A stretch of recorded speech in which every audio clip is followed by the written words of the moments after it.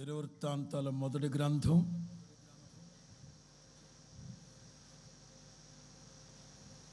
4వ అధ్యాయం 9, 10 వాక్యాలు.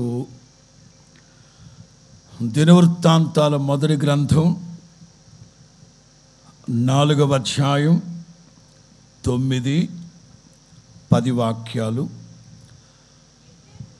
నేను చదువుతాను. మొదటి భాగం నేను చదివేస్తాను. వర్తమానంలోకి వెళ్ళిన తర్వాత పూర్తి సహకారాన్ని తీసుకుందాం. రైట్. యబ్బేజు తన సహోదరులందరికంటే ఘనము పొందినవాడై ఉండెను.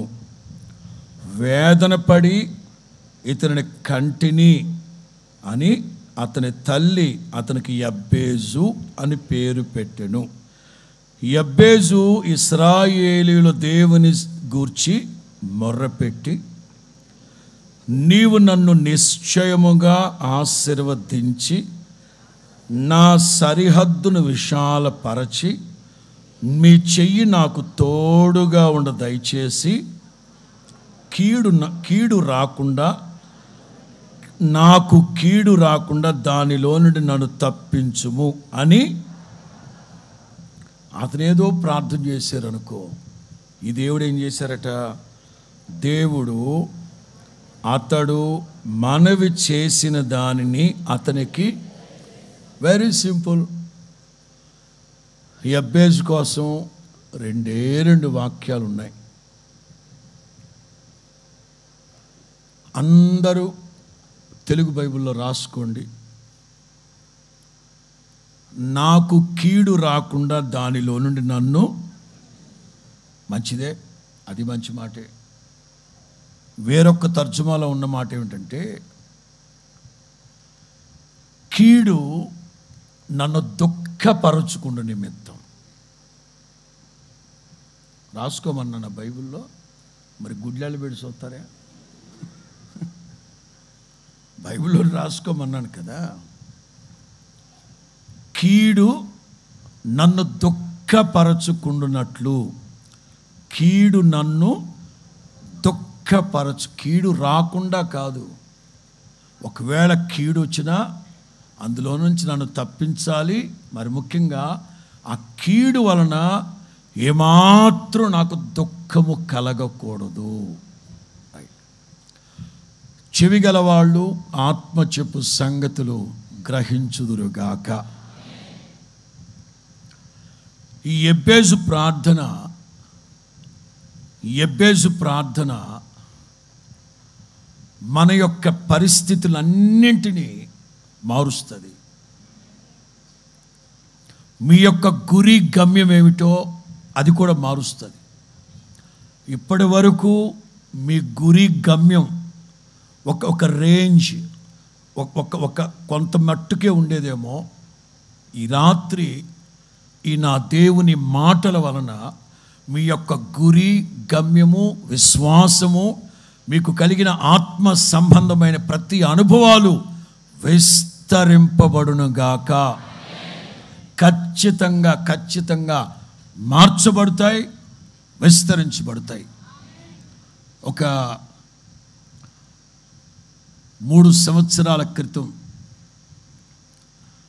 2021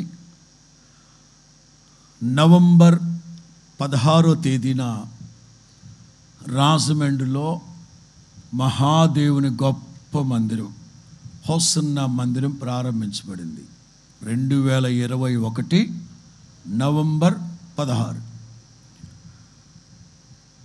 అయిపోయిన తర్వాత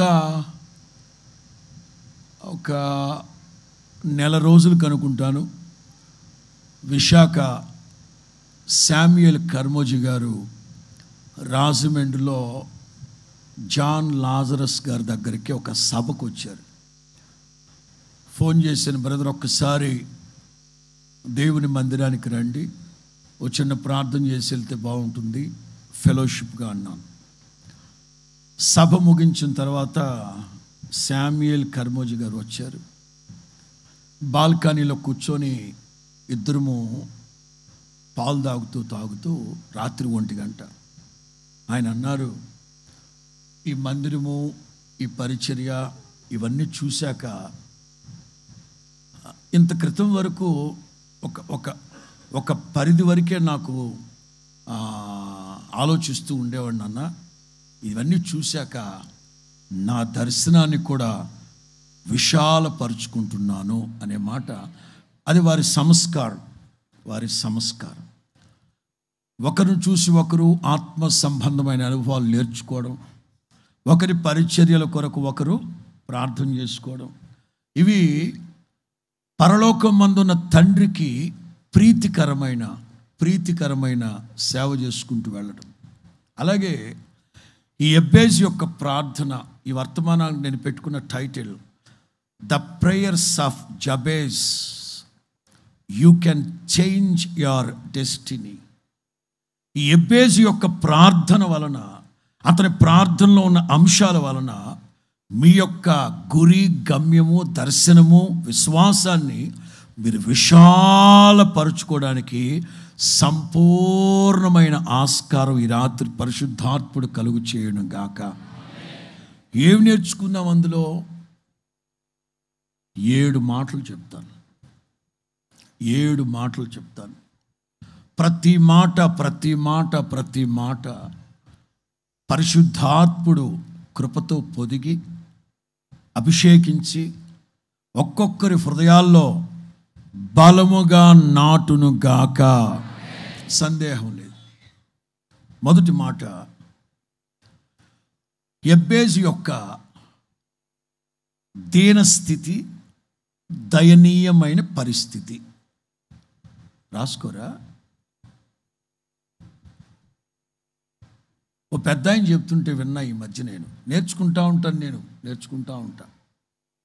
సేవకుడు వాక్యం చెప్పిన వెంటనే మొట్టమొదటిగా అందరూ పరిశుద్ధ గ్రంథాన్ని తెరవాలి. రైట్. 2 చూడాలి. 3 చదవాలి. 4 మీరు చదువుతున్నది మీ చెవిలో పడేంత గట్టిగా చదవాలి. 5 రాసుకోవాలి. అట్లా రాసుకున్న వాళ్ళకే ప్రత్యక్షతలు, ప్రకటనలు ఇస్తాడు దేవుడు. మన పితరులు చదువు సంధ్య కలిగిన వాళ్ళు గనకనే ఈ పరిశుద్ధ గ్రంథం మన చేతికి వచ్చింది. వాళ్ళు గనక చదువు సంధ్య లేని పామరులు గనక ఏంటి బైబిల్ మన చేతికి వచ్చేదా? రాదు. So for as my knowledge, నాకు తెలిసినంత వరకు పేతురు ఒక్కడే చదువు లేనివాడు. ఆ చదువు లేని పేతురు జాన్ మార్క్, మారు పేరు కలిగిన జాన్ మార్క్. అతనితో మార్కు సువార్త, మార్కు కాదు రాసింది, పేతురు రాసింది. అది పేతురు చెప్తా ఉంటే జాన్ మార్క్ రాస్తాడు. వాళ్ళ అమ్మగారు మంచి విశ్వాసి. పేతురు సేవ చేస్తూ ఉన్న రోజుల్లో జాన్ మార్క్ అనే వాళ్ళ అమ్మగారు మంచి ప్రార్థనా పరురాలు. అపోస్తుల కార్యంలో పౌలు చెరసాల్లో ఉన్నప్పుడు సంపూర్ణ రాత్రి ప్రార్థన జరుగుతూ ఉంటుంది ఒక ఇంట్లో. ఆ ఇల్లు ఏళ్ళదే. వాళ్ళ అమ్మగారు మంచి భక్తురాలు. వాళ్ళ అబ్బాయి పేతురు సేవ చేసేటప్పుడు ఈ జాన్ మార్క్ అనేవాడు బాప్తిసం కూడా పొంది ఉండడు. కాకపోతే వాళ్ళ అమ్మగారిని బతికిలాడాడు, మీ వాడిని కొంచెం రాయమనడం అంటే నాకు 5 స్టార్ కొని పెడితే రాసిస్తానని ఉంటాడు. అటు రాసి ఉంటాడు. మిగతా సేవకులందరూ చదువుకున్న వాళ్ళు కనుకనే ఈ పరిశుద్ధ గ్రంథం మన చేతికి వచ్చింది. అంచేత సేవకుడు వాక్యం చెప్పిన వెంటనే మొట్టమొదటి బైబిల్ తెరవాలి. 2 చూడాలి. 3 అందరూ కలిసి మీరు చదివేది మీకు వినబడేంత గట్టిగా చదవాలి, రాసుకోవాలి. రైట్. మొదటి మాట, యెబ్బేజు యొక్క దీనస్థితి లేక దయనీయమైన స్థితి. పిటియబుల్. మొదటి మాట ఇన్ ఇంగ్లీష్ పిటియబుల్. అతని దయనీయమైన స్థితి, దీనస్థితి. ఏమిటి ఆ దీనస్థితి? అసలు అతని బ్యాక్గ్రౌండ్ ఏమిటి?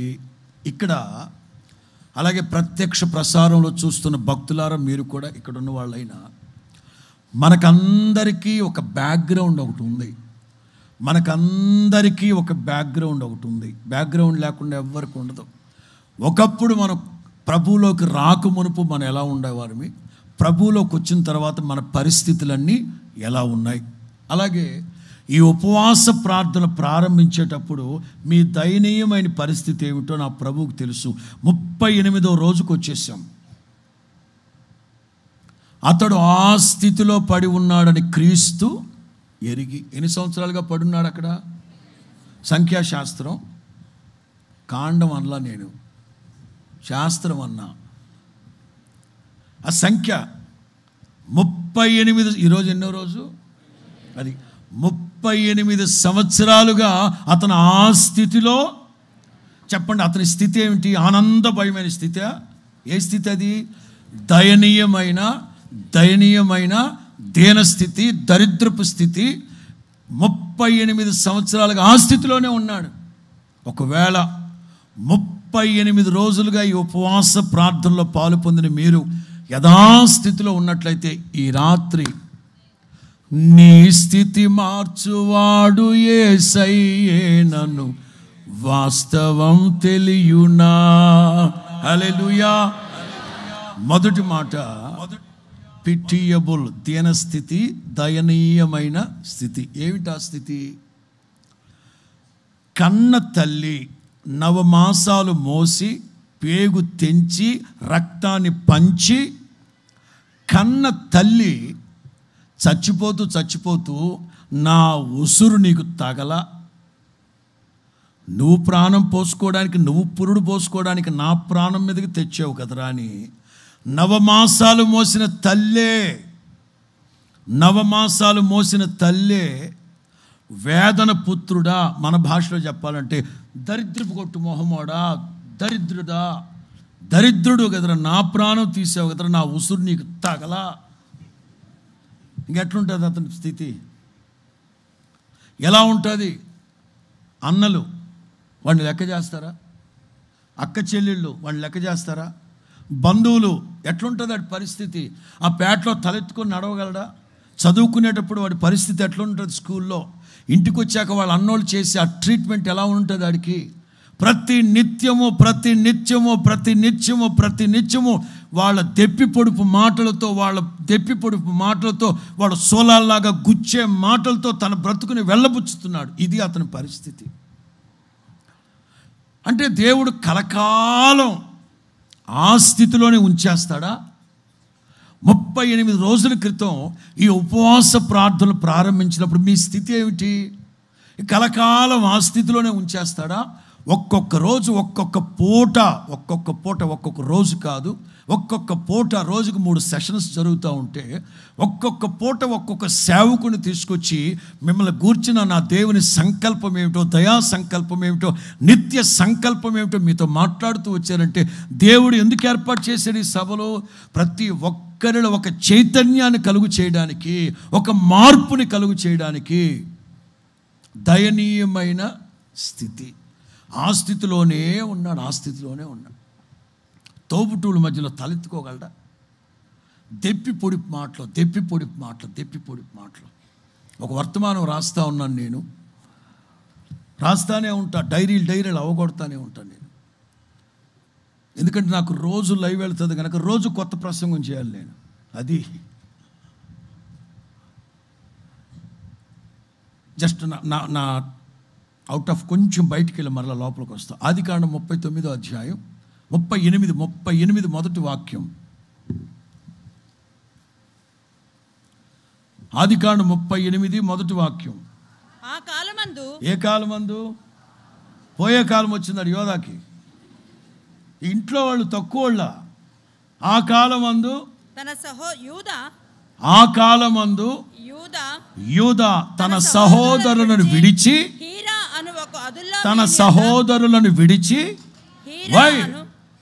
సహోదరుల ఐక్యత కలిగి ఉండుట.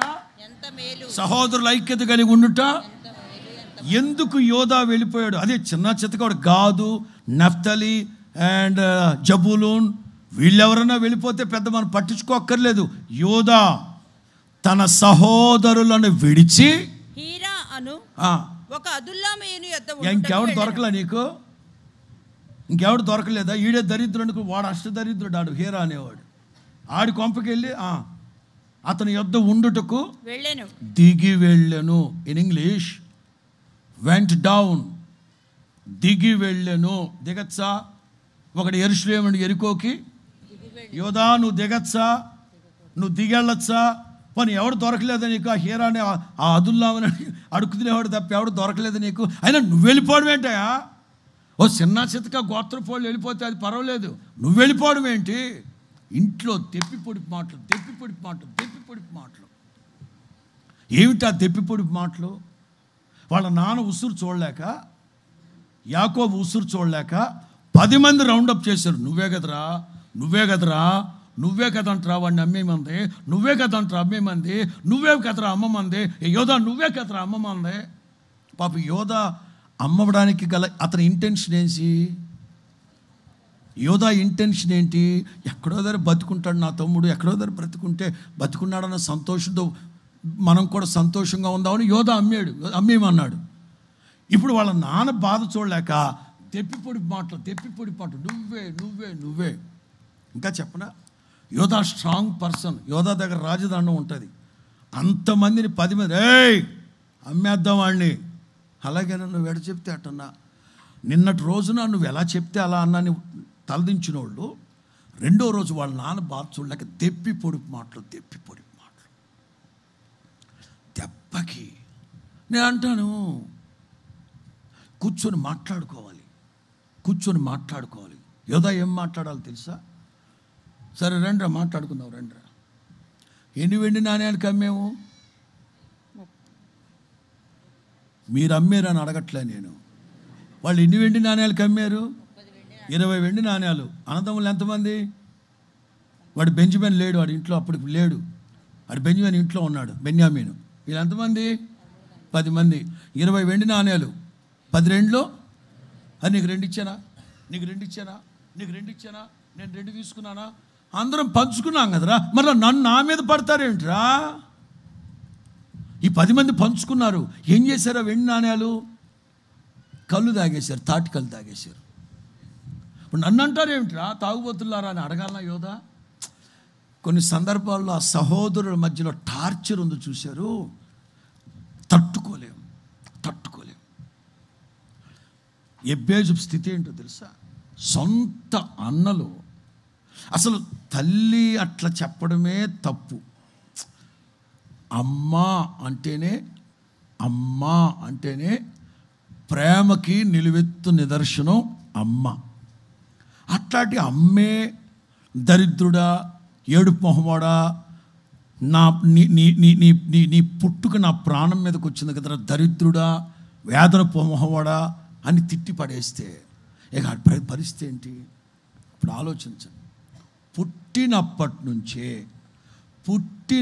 నుంచే అదే దయనీయమైన స్థితి, అదే దినస్థితి. పుట్టినప్పటి నుండి చాలామంది ఉన్నారు ఇక్కడ. పుట్టినప్పటి నుంచే ఇదిగో ఈ వేదనలు, ఈ బాధలు, ఈ కష్టాలు ఇవన్నీ ఉంటాయి.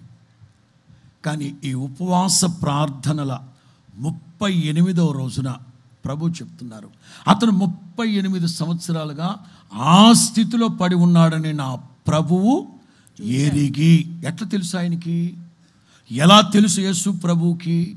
అక్కడ ఉన్నోళ్ళు ఎవరైనా చెప్పారా యేసుబాబు వీళ్ళ ఇట్లా అని? యెరూషలేముకి ఎన్ని గుమ్మాలు? 12 గుమ్మాలు. అందులో ఒకటి గొర్రెల గుమ్మం. గొర్రెల గుమ్మానికి మరొక పేరు స్టెఫన్ గుమ్మం. స్టెఫన్ రాళ్లతో కొట్టి చంపింది ఆ గుమ్మం దగ్గర. యెరూషలేములో ఆ గుమ్మంలో నుంచి లోపలికి వస్తే కోతవేడు దూరంలో మరియమ్మ తల్లి వాళ్ళ అమ్మగారి ఇల్లు, అమ్మమ్మ వాళ్ళ ఇల్లు, సెంట్ అన్నమ్మ. అక్కడి నుంచి ఒక కోతవేడు దూరం వెళ్తే బెతెస్దా కోనేరు. ఒకవేళ యేసు ప్రభు వాళ్ళ అమ్మమ్మ వాళ్ళ ఇంటికి వెళ్ళినప్పుడు ఎవరైనా చెప్పారా? నో. నా ప్రభు అందరిని ఎరిగినవాడు, ఆంతర్యములు ఎరిగినవాడు.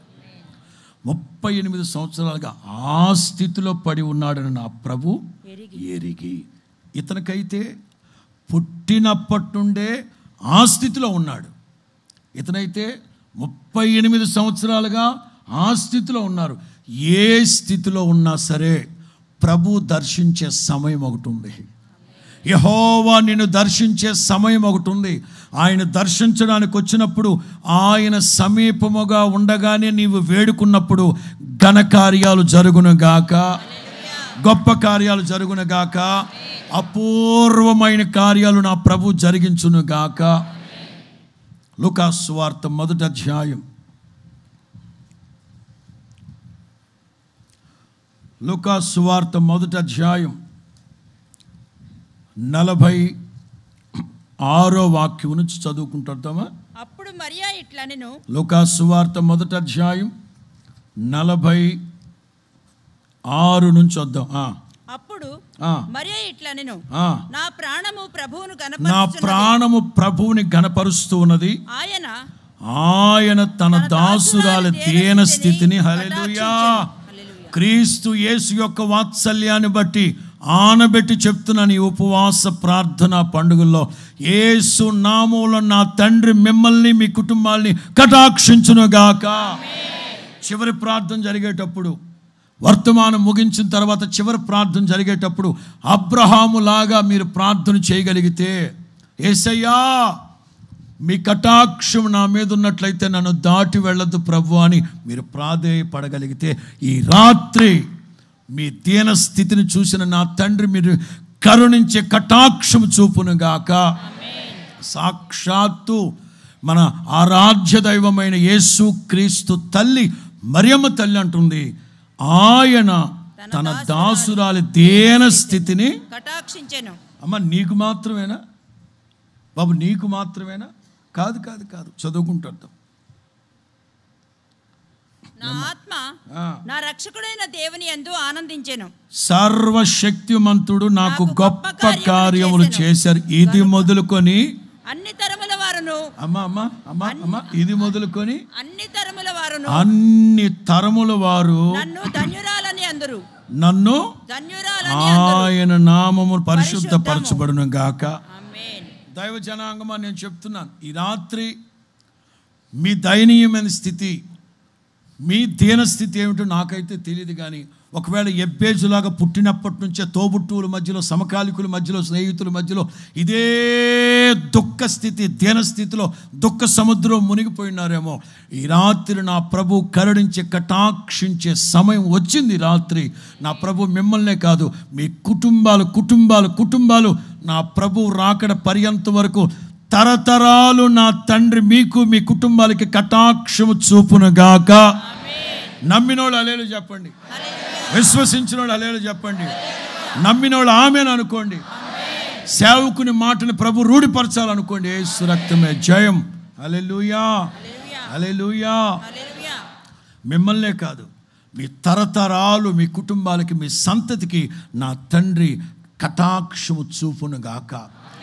ఇప్పుడు ఉన్న దీన స్థితిని నా తండ్రి రూపుమాపి గొప్ప ఉన్నతమైన స్థితి నా ప్రభు కలుగు చేయునుగాక. దీన స్థితిలో ఉన్న మిమ్మల్ని క్షేమమునకు లేవనెత్తునుగాక. ఏదైతే తోబుట్టువుల మధ్యలో తోలనాడి, ఎవరైతే స్నేహితుల మధ్యలో చిన్న చూపు చూస్తూ, ఎవరైతే మిమ్మల్ని లోకువుగా మాట్లాడుతూ, నీచంగా మాట్లాడుతూ, తుస్కారంగా మాట్లాడుతూ, తిరస్కరించి మాట్లాడుతూ, తోలనాడి మాట్లాడుతున్నారో, ఇక అట్లాంటి మాటలు ఏమి మీ చెవిని పడకుండా మీ స్థితిని నా దేవుడు కరుణించి కటాక్షించి దయనీయమైన స్థితిలో నుంచి ఉన్నత స్థితికి నా ప్రభు లేపును గాక. ఆయన ఏ గొప్ప కార్యాలైనా చేస్తారు, ఆయనకు అసాధ్యమైనది ఏది లేదు. ఫ్యామిలీలోకి వస్తాను. ఉదాహరణగా చెప్తున్నా, ఇది షిలోహు మందిరం. షిలోహు మందిరంలో దైవ ప్రత్యక్షత కరువైపోయింది. దేవుడు మాట్లాడట్లేదు. యెహోవా వాక్కు ఆ దినములలో అరుదుగా ఉంది. ఎవరికి ప్రత్యక్షము కావట్లేదు. అసలు దేవుడు ఎవరి ప్రార్థన వినట్లేదు, అసలు రావట్లేదు అక్కడికి షిలోహుకి. గమ్మత్తు ఏంటో తెలుసా? ఈ దీనురాలు వచ్చింది. ఏం పేరు ఆవిడ పేరు? హన్నా. ఆ దినములలో యెహోవా వాక్కు, దేవుని మాట కరువైపోయింది. ఎవరికి కనబడట్లేదు, మాట్లాడట్లేదు దేవుడు. అట్ దట్ టైం ఈవిడ వచ్చింది, సన్నిధిలో మోకరించి ప్రార్థన చేస్తూ ఉంది. గొప్ప సంగతి ఏంటో చెప్పనా? సాక్షాత్తు ఏలియే చెప్తారు, ఇశ్రాయేలు దేవుడైన యెహోవా సన్నిధిలో నువ్వు ఏదైతే మొర్రపెట్టావో అది నీకు కలుగును గాక, అది నీకు జరుగును గాక. చుట్టుపక్కల వాళ్ళందరూ అనుకుంటున్నారు అసలు దేవుని వాక్యం కరువు అయిపోయింది, యెహోవా ప్రత్యక్షమవడం అరుదైపోయింది, మరి ఏంటి అయ్యగారు అట్లా అనేస్తున్నారని. కానీ అతనికి తెలుసు, విరిగి నలిగిన మనస్సు గల వారి ప్రార్థన ఆయన వింటాడు, ఆలకిస్తాడు. సమూయేలు మొదటి గ్రంథం 1వ అధ్యాయం 10వ వాక్యం. 1 Samuel chapter 1:10. బహు దుఃఖాక్రాంతురాలై వచ్చి యెహోవా సన్నిధిని ప్రార్థన చేయుచు బహుగా ఏడ్చుచు. ఆవిడ స్థితి అది దయనీయమైన దీన స్థితి, దుఃఖ సాగరంలో మునిగిపోయిన పరిస్థితి. ఆవిడ చూసిన వెంటనే ఏలీ కూడా ఆవిడ మీద కనికరం కలిగింది. Pitiable situation. సైన్యములకు అధిపతియగు యెహోవా, నీ సేవకురాలనైన నాకు కలిగి ఉన్న ఈ శ్రమను చూచి, నా పరిస్థితి ఇది. ఇంట్లో ఏమో స్వప్నాది అస్తమాట్లు నా ప్రాణం విసిగిస్తూ ఉంది. మా ఆయన ఉన్నాడంటాడు, మాటలు మరాఠీ మాటలతో మభ్య పెట్టేస్తూ ఉంటాడు నన్ను. అంచేత ఈవిడ అప్పటి వరకు తాత్కాలిక పరిష్కారం, వినండి, తాత్కాలిక పరిష్కారాన్ని అనుభవిస్తూ వచ్చింది. ఇప్పుడు ఈవిడికి ఒకటే నిర్ణయించుకుంది, ఇక టెంపరీ కాదు, ఇక సాలిడ్, ఇక శాశ్వతమైన పరిష్కారం నాకు కావాలి అన్న ఉద్దేశంతో తిన్నగా దేవుని అందరూ మాట్లాడుకుంటున్నారు. ఆ చర్చికి వెళ్తే దేవుడు మాట్లాడు, అక్కడ దేవుడు లేడు, జీవుడు లేడు, అక్కడ ఎవరు దేవుడు మాట్లాడు, యెహోవా వాక్కు కరువైపోయింది. అందరూ ఊరంతా ఆ షిలోహు ప్రాంతం అంతా అనుకుంటున్నారు. కానీ ఈవిడ మాత్రం విశ్వాసంతో వచ్చింది. నిశ్చయముగా విరిగి నలిగిన మనసుతో ప్రార్థన చేస్తే నా తండ్రి వింటారు. ఆవిడ దయనీయమైన స్థితిని ప్రభు మార్చారు. 2వ అధ్యాయం 1వ వాక్యం. 2వ అధ్యాయం 1వ వాక్యం. మరియు హన్నా విజ్ఞాపన చేసి ఇలాగనెను, ఏమందో, నా హృదయము యెహోవా యందు సంతోషించుచున్నది. చెప్పాలి నా హృదయము యెహోవా యందు సంతోషించుచున్నది. మొన్నేమన్నావమ్మా, యెహోవా నేను బహుదుఃఖాక్రాంతురాలనై మనోదుఃఖము గలదాన్నై. మనోవేదన అంటే తెలుసా మీకు?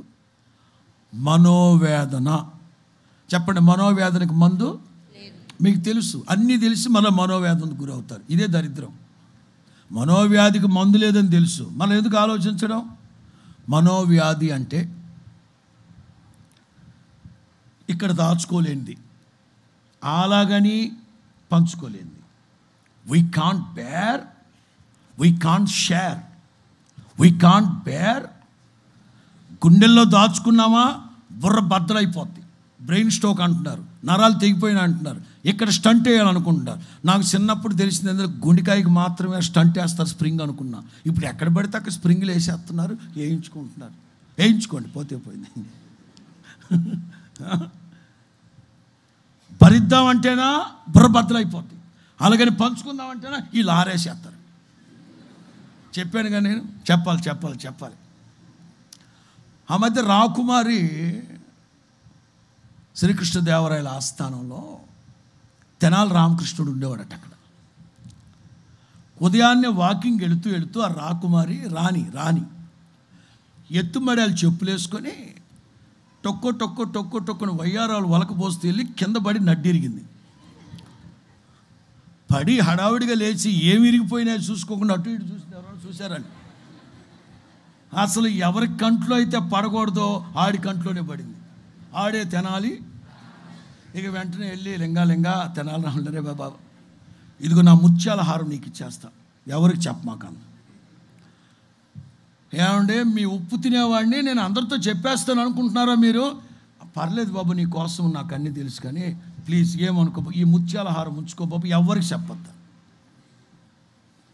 సరే ఇవ్వండి, మీరు అంతగా చెప్తున్నారు కనుక నేను ఎవరు చెప్పను అని. చెప్పవుగా, చెప్పనండి బాబా, ఎన్నిసార్లు చెప్పాలి మీకు? చెప్పవుగా ఎవరికి? ఏమంటే మరలా చెప్తున్నా, మీ ఉప్పు తిని బతికేవాడిని నేను, చెప్పను అన్నాడు. ఆవిడ కాస్త నింపాదిగా వెళుతూ ఉంటే, ఏమంటే రాకుమారి, మరలా ఏమిటయ్యా, నేనైతే చెప్పను, ఈ గుర్రం చెప్పేస్తుంది. గుర్రమా? మరి ఏం చేద్దాం? ఏం లేదు, మీది అది పెద్ద ఉంది కదా పంజాబ్ డ్రెస్, గుర్రం మూతి గట్టి కట్టేసేయమన్నాడు. నేనైతే చెప్పను, ఈ గుర్రం చెప్పుద్దేమని అనేసరికి ఈ తెక్కలది అది తీసి గుర్రం మూతికి కట్టేసింది. ఏక మనోడు ఓకే మీరిక తడిగొట్టేసుకు పడుకోమన్నాడు. ఇక ఈ తెనాలి రామకృష్ణుడు చెరువు గట్టు మీదకి వెళుతుంటే ఆల్ లేడీస్ అందరూ బట్టలు ఉతుక్కుంటున్నారు అక్కడ. ఓరు లెంగా ఏట్రా గుర్రం మూతికి గొడ్డగట్టేవేట్రా? ఏమి లేదు వదిన, ఉదయాన్నే వాకింగ్కి వెళుతూ మన రాకుమారి ఎత్తుమడాలు చెప్పులు వేసుకొని స్టోరీ మొత్తం చెప్పి నడ్డెరగ కొట్టుకుంది. నేను చూసా, ఎవరు వదిన, నేను చెప్తాను వదిన, వాళ్ళు ఉప్పు తినేవాడు, నేను చెప్తాను వదిన, చెప్పను, ఇది చెప్పేస్తుంది కట్టాను. ఓ సదా సర్లే అని ఇది ఊరంతా చెప్పాడు. సాయంత్రానికి రాకుమారి నెత్తి మీద కొట్టేసి కూర్చోడు. అరే నీకేం చెప్పాను రా, చెప్పొద్దు అన్నాను కదా. ఎవరు చెప్పింది ఏం చెప్పానని? అరే బాబు ఊరంతా మాట్లాడుకుంటున్నారు రా ఎవరు చెప్పింది? నేను చెప్పలా. గుర్రం మూతికి గుడ్డ కట్టారు ఏంటంటే ఈ రీజన్ చెప్పాను నేను. గుర్రం మూతికి ఎందుకు గుడ్డ కట్టావంటే ఆ రీజన్ చెప్పాను, కానీ మీరు పడ్డ సంగతి మాత్రం నేను అది మీ ఉప్పు తిన్నామండి. ఈడు ఉప్పు తింటున్నాడో లేకపోతే తిన్నింటి వాసాలు లెక్క పెడుతున్నాడు. మనోవ్యాధి అంటే మనం భరించలేంది. అలాగని నలుగురితో చెప్పామా వాళ్ళు ఏకంగా ఆరేస్తారు. అన్న సరిగ్గా ఏడాది క్రితం బహుదుఃఖాక్రాంతురాలై ఎవరితో చెప్పుకుంటుంది? భర్త అనేవాడు బాసటగా ఉండాలి, ఆ భర్త అనేవాడే మాయ మాటలు చెప్పి మభ్య పెడతా ఉంటే ఎక్కడికి వెళ్ళొద్దా ఆడకూతురు.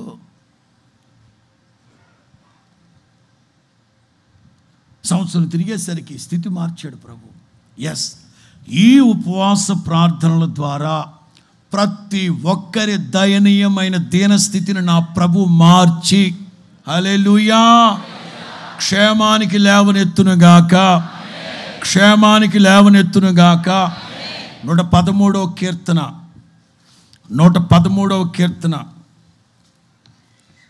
5 నుంచి 8 వరకు. ఉన్నతమందు ఆసీనుడై ఉన్న 113వ కీర్తన 5 నుంచి 8 వరకు. ఉన్నతమందు ఆసీనుడై ఉన్న మన దేవుడైన యెహోవాను పోలి ఉన్నవాడెవడు? ఆయన భూమి ఆకాశములను వంగి చూడని అనుగ్రహించుచు ఉన్నాడు. ప్రధానులతో తన ప్రజల ప్రధానులతో వారిని కూర్చుండబెట్టుటకై ఆయన నేల నుంచి పెంట కుప్పల మీద నుంచి దీనులను, ఆయన సంతులేని దానిని కుమారుల సంతోషము గల తల్లిగాను. హల్లెలూయా. ఖచ్చితంగా కన్న తల్లి ఎబ్బేసిని దరిద్రుడా, వేదన పుత్రుడా, దుర్మార్గుడా, నీ బతుకు చేయడా అని తిట్టి సచ్చింది. కానీ ఆకాశమందున దేవుడు తన దయనీయమైన స్థితిని చూసి తన సహోదరులందరికంటే, స్తోత్రం చెప్పు గట్టిగా, తన సహోదరులందరికంటే. రెండో మాట పెటిషన్. మొదటి మాట పిటియబుల్, రెండో మాట పెటిషన్. చదువుతాం అక్కడ 9వ వాక్యంలో.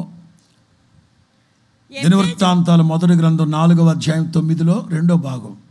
వేదన పడి ఇతని కంటినని అతని తల్లి అతనికి ఎబ్బేజు అని పేరు పెట్టింది.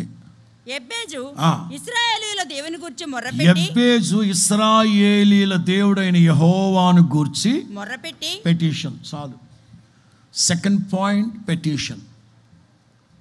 ఆ స్థితిలో ఉన్న నీవు ఇక ఆ స్థితిలోనే కూర్చొని నీ మీద నీవే దుమ్మెత్తి పోసుకుంటూ నా బతికింతే, నా జీవితం ఇంతే, మా మేనత్త సాలు పడింది, మా పిన్ని సాలు పడింది, ఇంక సాలిపురుగు గుట్టింది, ఇక్కడ దరిద్ర మాటలు పోసుకోని మాటలు మాట్లాడుకోకూడదు. ఆ స్థితిలో ఉన్నావు. ఆ స్థితిలో ఉన్న నీవు నెక్స్ట్ మూమెంట్ చేయాల్సింది ఏంటంటే మనకొక ఆశ్రయ దుర్గం ఉన్నారు. మొర్దెకై చెప్పకనే చెప్పారు, లోకములో ఉన్న వాళ్ళందరికీ 4 దిక్కులు ఉన్నాయి. మనకైతే ఆకాశమందున దేవుడు మహోన్నతుడు, ప్రార్థన ఆలకించువాడు. సొలొమోను మందిరం కట్టినప్పుడు కూడా ఇట్లాగే ప్రార్థన చేస్తారు. ఈ మందిరంలోకి వచ్చి ఎవరైనా ప్రార్థన చేస్తే ఆకాశమందుండి నీవు ఆ ప్రార్థన వినాలి. మీరు దిగొస్తారో దిగిరారో నాకు అనవసరం, ఆకాశమందున్న మీరు ప్రార్థన వినాలి. Second point, petition. ఒక 5 నెలలు నేను ఎక్కడికి సభలకు వెళ్ళకూడదని నిర్ణయించుకొని మరలా కొత్త బైబిల్ స్టార్ట్ చేసి చదవడం. ఒక్కొక్క చరిత్రని క్షుణ్ణంగా పాయింట్ చదువుతున్నాను. హాగరు, ఇష్మాయేల్.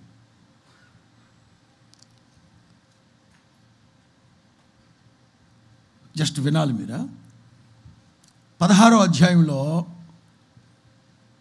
దేవుడు చెప్పారు, శారమ్మ నీతో చెప్పినట్టు చెయ్యి.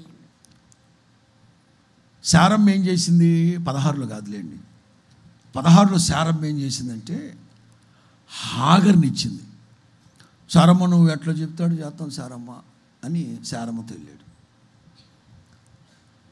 21లో ఆ శారమ్మే దాన్ని దాడి కొనుక్కుని ఎల్లగొట్టమంది. మనవాడికి బాధ వేసింది. అప్పుడు బాధపడని మనసు ఇప్పుడు ఎందుకు బాధపడుతుంది? అర్థమవుతుంది మీకు? దేవుని మహాకృపను బట్టి హెబ్రీ భాష, గ్రీకు భాష బైబిల్ తెచ్చిపెట్టుకొని ఒక్కొక్క పదం చదువుతున్నా. ఆ రోజులు ఏం జరిగింది ఆ ఇంట్లో, రాబోయే రోజుల్లో నేను వర్తమానాలు చెప్తా. ఈ హాగరు ఐగుప్తు మనిషి, ఐగుప్తీయురాలు. ఈ హాగరు ఆ రోజున ఇస్సాకుకి అన్నప్రాస జరిగి అక్కడ కార్యక్రమం జరుగుతుంటే ఐగుప్తుకు సంబంధించిన ఒక విగ్రహాన్ని తయారు చేయించి ఇష్మాయేలుకి ఇచ్చి అక్కడ పెట్టి ఇస్సాకును కూడా దానికి మొక్కమని విసిగిస్తున్నాడు వాడు వాళ్ళ అమ్మ. అది గొడవ. అది శారమ్మ చూసింది. దీని బతుకు చెడ, ఇది ఐగుప్తు నుంచి వచ్చింది, వాళ్ళ కొడుకు కూడా అవే నేర్పించింది, నా కొడుకు కూడా ఈ విగ్రహారాధన నేర్పించేస్తున్నారు వీళ్ళు అని ఆ రాత్రి గొడవ జరిగింది. నేను రాబోయే రోజుల్లో నా లైవ్ కార్యక్రమాల్లో చెప్తాను. దానికి గ్రీకు భాషలో, హెబ్రీ భాషలో ఏమున్నాయో దానికి అదే నిర్గమ 33లో నిర్గమ 30 దునపోతుని చేస్తారు కదా, అక్కడ తినుటకు, తాగుటకు, ఆడుటకు, లేచిరని ఉంది కదా. Same terminology, same Hebrew Greek భాషలో ఉన్న పదం అక్కడ ఉంటుంది. ఇస్సాకుకి పాలు విడిచినప్పుడు పండగ జరిగిందనేది అక్కడ ఉంటుంది ఆ మాట. ఆ తర్వాత చూద్దాం, తర్వాత చెప్తాను. గమ్మత్తు ఏంటంటే తిత్తిలో నీళ్ళు అయిపోయాయి. అమ్మా మీరేమనుకోవద్దా, నేను అడుగుతాను, చెప్పాలా? తిత్తిలో నీళ్ళు అయిపోయినాయి. నీళ్ళు అయిపోయినప్పుడు హాగర్ చేయాల్సింది ఏమిటి అమ్మా? నీళ్ళు ఎక్కడ దొరుకుతాయో ఇది ప్రత్యామ్నాయం. కానీ శశ్ గారు ఏం చేసింది తెలుసా? ఈ బుడ్డోని తీసుకెళ్ళి ఒక చెట్టు కింద పడుకోబెట్టి వీడి చావు నేను చూడలేను. ఏడు ప్రతిదానికి ఆత్మహత్యన శరణ్యం. ఉదాహరణ చెప్తా. అన్న నీకు ఒక 50,000 అప్పు ఉంది అనుకోండి, ఉందా? అది అట్లా ఒప్పేసుకోవాలి గమనే. అది 50,000 అప్పు ఉంది, అప్పు తీర్చమని వాళ్ళ ఇంటి మీదకి వచ్చేస్తున్నారు. ఇంక అందుకని సూసైడ్ చేసుకుని సావడమేనా? ప్రత్యామ్నాయం ఏంటి? వెనకున్న వాటిని మరిచి ముందున్న వాటికై అందేనా? వేగిరపడతావా? ఏం మాట్లాడుతున్నావు అక్క నువ్వు? దాని ప్రత్యామ్నాయం ఏంటి? ఇంటి కాగితాలు ఉన్నాయిగా, బ్యాంకులో పెట్టి తెచ్చుకోవాలి, లేదా చేబదులు తెచ్చుకోవాలి, లేదా రూపాయి వడ్డీకి తెచ్చుకోవాలి. ఇది ప్రత్యామ్నాయం వెతకాలి. శిష్యగారు ఉన్నాయి, హాగర్ శిష్యగారు ఉన్నారే, ప్రత్యామ్నాయం ఎతకదు, అటు చావాల్సిందే. బుర్ర తక్కువది. గమ్మత్తు ఏంటో తెలుసా? దేవదూత వచ్చి అడుగుతున్నాడు, హాగరు నీకు ఏమి వచ్చినది? మెంటలు వచ్చింది. దేవదూతల భాష భలే ఉంటుంది. నీకు ఏమి వచ్చినది చెప్పండి. ఆ చిన్నవాడు పడి ఉన్న చోట అతని ఏమా, ఆ చిన్నవాడు పడి ఉన్న చోట అతని సిస్టర్ గారు ప్రార్థన చేయట్లే, ఐగుప్తు మనిషి. మనవాడు డిఎన్ఏ కదా. ఇష్మాయిల్ ఎవరి డిఎన్ఏ ఉంది? అది మ్యాటర్. ఆ డిఎన్ఏ, ఆడికి ఆ డిఎన్ఏ ఉంది కనుక ప్రార్థన చేస్తున్నాడు. స్తోత్రం చెప్పండి గట్టిగా. సమస్య వచ్చినప్పుడు ప్రార్థన చేయాలి. ఎబ్బేజుకి సమస్య వచ్చింది, దయనీయమైన దీనస్థితిలో ఉన్నాడు. ఇక వాళ్ళ అన్నోడు తిడుతుంటే, దెప్పి పొడిచి మాట్లాడుతుంటే అక్కడే కూర్చొని నా కర్మ, నా బతికింతే, నా జీవితం ఇంతే ఛ అనుకుంటూ కూర్చోలేదు. ఆప్షన్ వెతికాడు. ఏం చేయాలి నేను? ఓకే, మన ఆరాధ్య దైవం ఉన్నాడు, మన దేవుడు యెహోవాట, చూద్దాం, ప్రార్థన చేద్దాం అని దేవుడైన యెహోవా సన్నిధిని పెటిషన్. దైవ జనాంగమా, ఎన్ని సమస్యలు వచ్చినా, ఎన్ని శోధనలు వచ్చినా, ఎన్ని ఇబ్బందికరమైన పరిస్థితులు వచ్చినా మనకున్న ఒకే ఒక్క ఆయుధం ప్రార్థన. ప్రార్థన ప్రార్థన ప్రార్థన ప్రార్థన పరిస్థితులన్నింటినీ మారుస్తుంది. చూద్దాం. ద్వితీయోపదేశకాండం 26, ద్వితీయోపదేశకాండం 26 6 నుంచి 8 వరకు. Deuteronomy 26:6 right up to 8.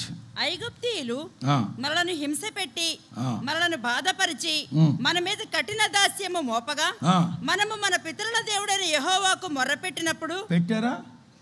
పెట్టారా లేకపోతే నెత్తి మీద మట్టి పూసుకొని కూర్చున్నారమ్మా? మొర్రపెట్టారు. ఎవరు? బాధలు వస్తాయి. ఐగుప్తీయులు మనల్ని హింస పెట్టారు, మనల్ని బాధ పెట్టారు, మన మీద కఠిన దాస్యాన్ని మోపారు. అట్ దట్ టైం మనము మన పితరుల దేవుడైన యెహోవాకు మొర్ర పెట్టినప్పుడు యెహోవా మన మొర్ర విని మన బాధను, మనకు కలిగిన హింసను ఎస్ ఏం చేశాడు? 8వ వాక్యంలో, అప్పుడు యెహోవా బాహుబలము వలనను, సాచిన చేతి వలనను, మహాభయము వలనను, వారే బాబో సూచక్రియ వలనను, మహత్కార్యముల వలనను. స్తోత్రం చెప్పు గట్టిగా, స్తోత్రం చెప్పు గట్టిగా. దైవ జనాంగమా, అన్ని సంవత్సరాల ఉపవాస ప్రార్థనలు వేరు. ఈ సంవత్సరం ఉపవాస ప్రార్థనలో ప్రత్యేకించి పరిశుద్ధాత్ముడు చెప్తూ ఉన్నమాట, బాధల, కష్టాల, కఠినమా, హింస, వేదన, కన్నీళ్ళ, whatever it may be, అది ఏదైనా సరే ఇంకొక 2 రోజులే దగ్గరకు వచ్చేసాం. ఈ 2 రోజులు కూడా పూర్ణమైన పట్టుదలతో మా దేవుని సన్నిధిలో మొరపెట్టండి. ఖచ్చితంగా నా ప్రభు త్వరగా న్యాయము తీర్చును గాక. హల్లెలూయా, హల్లెలూయా. మన ఐగుప్తులో ఉన్నప్పుడు మనకి ఇట్లా జరిగినప్పుడు మనం ఏం చేసాం? మనము మన పితరుల దేవుడైన యెహోవాకు మొరపెట్టినప్పుడు. ఈ 38 రోజులుగా మీరు మొరపెడుతూ వచ్చారు. ఇంక 2-3 రోజులు అయిపోవచ్చింది. ఇక ఖచ్చితంగా ప్రతి సమస్యకి నా తండ్రి విడుదల కలుగు చేయునుగాక. అది త్వరగా మనకు బాగా తెలుసు. లూకాసు సువార్త 18,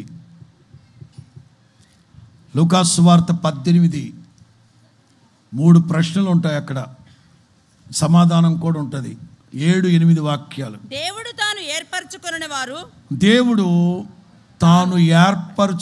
వారు దివారాత్రులు తన గురించి మొరపెట్టుచు ఉండగా వారికి న్యాయము తీర్చడా? ప్రశ్న.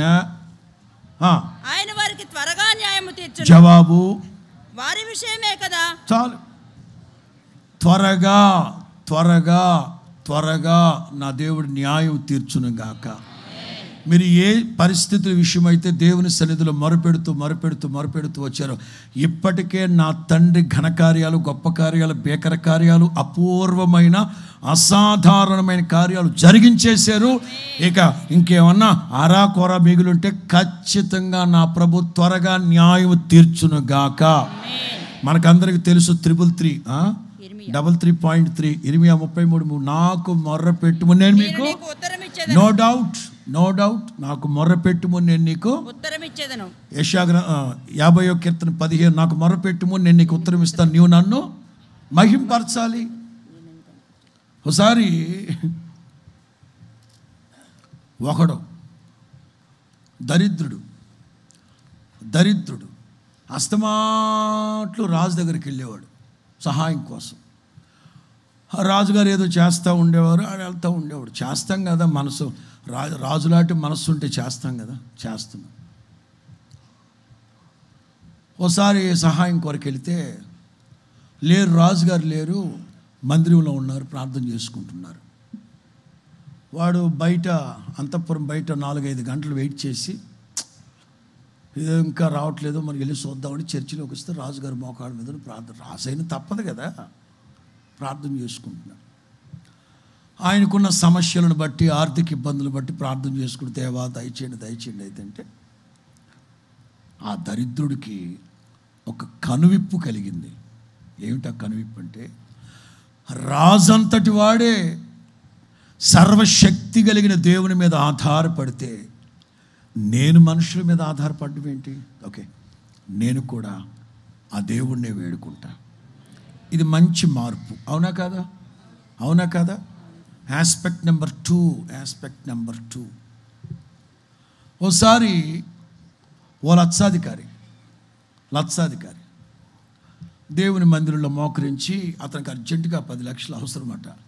ప్రభువా 10 లక్షలు ఇవ్వు ప్రభువా, 10 లక్షలు దయచే ప్రభువా, అర్జెంట్ ప్రభువా, త్వరగా 10 లక్షలు ఇవ్వు ప్రభువా, లేకపోతే అది ఇబ్బంది అయిపోద్ది ప్రభువా, 10 లక్షలు ఇవ్వు ప్రభువా, 10 లక్షలు ఇవ్వు ప్రభువా, 10 లక్షలు సహాయం చే ప్రభువా, మీకు అసాధ్యమైంది ఏదని వాగ్దానాలన్నీ ఎత్తిపెట్టి ప్రార్థన చేస్తున్నాడు. ఈలో ఒక పేదోడు వచ్చి, ప్రభువా నాకు అర్జెంటుగా 1000 రూపాయలు కావాలి, ఆ 1000 రూపాయలు లేకపోతే చాలా ఇబ్బంది, 1000 రూపాయలు కావాలి ప్రభు. ఈ సౌండ్తో స్టార్ట్ చేసి స్లోగా చివరికి ఈ 10 లక్షల కోసం ప్రార్థన చేస్తున్నాడే వాడికి చిర్రెత్తిపోయింది. 1000 రూపాయలు ప్రభువా, 1000 రూపాయలు ఆయన, 1000 రూపాయలు అయ్యా. ఈ 10 లక్షలోడికి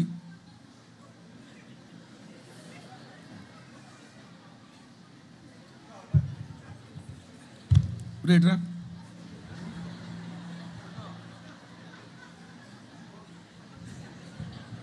వీడు పోతా ఎంత త్వరగా నాకు అద్భుతం చేసినందుకు మీ స్తోత్రం ప్రభువా, నువ్వు ఉన్నావు ప్రభువా, యేసయ్యా నువ్వు ఉన్నావు ప్రభువా అని ఆడు వెళ్ళాడు.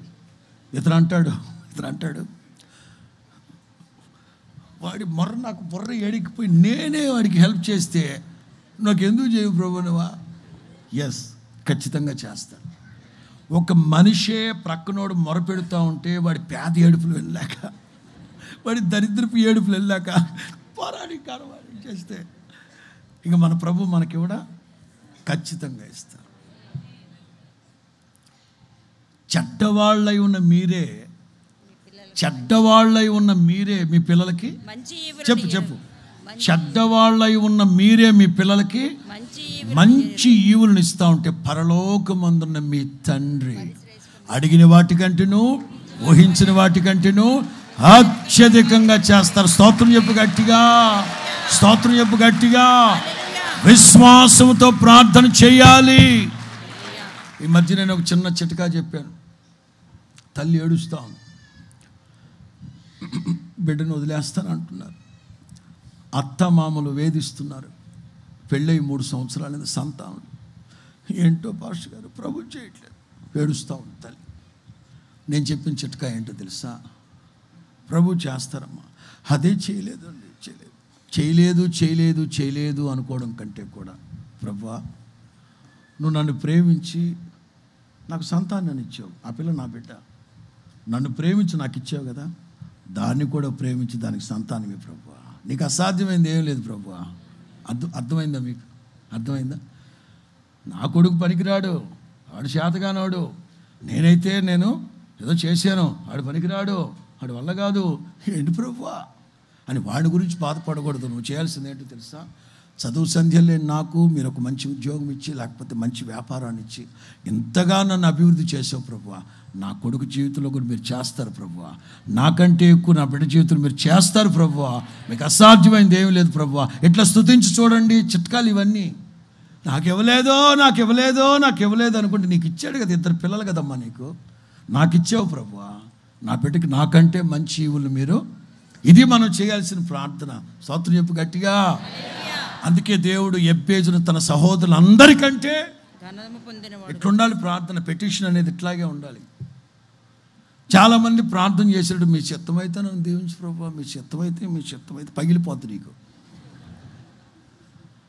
10 మంది కుష్ఠోళ్ళు ఉన్నారే, 10 మంది కుష్ఠోళ్ళు యేసు ప్రభు అలా వెళుతుంటే ఇక్కడ నుంచొని, మేము శుద్ధులవడం నీకు ఇష్టమేనా, మేము శుద్ధులవడం నీకు ఇష్టమేనా, నేను గనక యేసయ్య పక్కన ఉంటే, ఆహా కార్చుకుంటూ తిరగండి మీ దరిద్రులారా. అడిగే విధానం ఇదా బతుకుడా. ఈ వ్యాధి వచ్చినప్పటి నుంచి ఈ నెల 1వ తారీఖు వాగ్దాన సందేశ కూడికలో చెప్పాను. నేను ఆ వాక్యాన్ని. ఈ వ్యాధి వచ్చినప్పటి నుంచి కుటుంబానికి దూరమై పాలెం వెలుపలికి వెళ్ళిపోయాం. బాంధవ్యాలన్నిటికీ దూరం అయిపోయాం. పాలెము వెలుపల దిక్కులేని బ్రతుకుతున్నాం. హీనమైన బ్రతుకుతున్నాం. కరుణించు బాబు, యేసు బాబు కరుణించు నాయన. ఇది అడగాల్సింది. మేము శుద్ధులవడం నీకు గర్వం, అహంకారం. చెడ్డవాళ్ళై ఉన్న మీరే మీ పిల్లలకి మంచి ఈవులను అనుగ్రహిస్తూ ఉంటే మన ప్రభు ఎవరా? మనం ఎవరు? ఆశీర్వాదానికి వారసులుగా ఉండేందుకు పిలువబడిన జనాంగం మనం. స్తోత్రం చెప్పు గట్టిగా. మీ ఆశీర్వాదానికి విరోధంగా ఎవడు క్రియ చేసినా యేసు నామములో భక్తిహీనుల ఆలోచనలు చెదరగొట్టబడును గాక. మనం చేసే ప్రార్థన ఎంతటి దయనీయమైన పరిస్థితిలో ఉన్నా, అసలు మీరు అపస్మారక స్థితిలో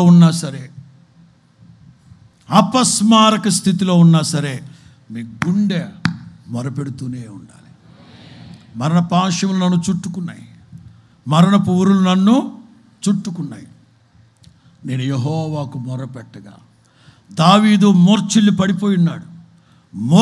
పడిపోయిన దావీదు యొక్క ఆత్మ ప్రార్థన చేస్తూ ఉంటే పరిశుద్ధ దేవుని మందిరంలో నుంచి దేవుడు ఆ ప్రార్థన మొర ఆలకించాడట. ఖచ్చితంగా ఎబ్బేజుని హెచ్చించి ఆశీర్వదించిన దేవుడు ఈ రాత్రి ఈ 38 రోజులుగా రాబోయే 2 రోజులకు చేసే ప్రార్థనల మొరలు విని ఖచ్చితంగా త్వరగా నా తండ్రి కార్యాలు జరిగించునుగాక, త్వరగా న్యాయం మీకు కలుగు చేయునుగాక. 3వ మాట, నీవు నన్ను నిశ్చయముగా ఆశీర్వదించి. 3వ మాట,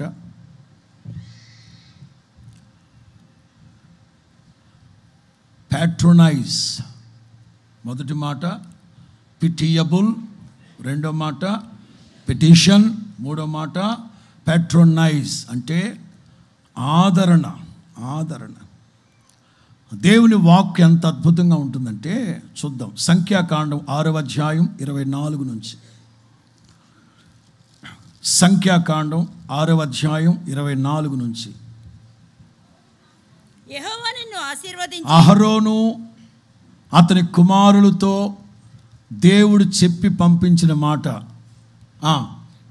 యెహోవా నిన్ను ఆశీర్వదించి నిన్ను కాపాడునుగాక. యెహోవా నీకు తన సన్నిధి కాంతిని ప్రకాశింపచేసి నిన్ను కరుణించునుగాక.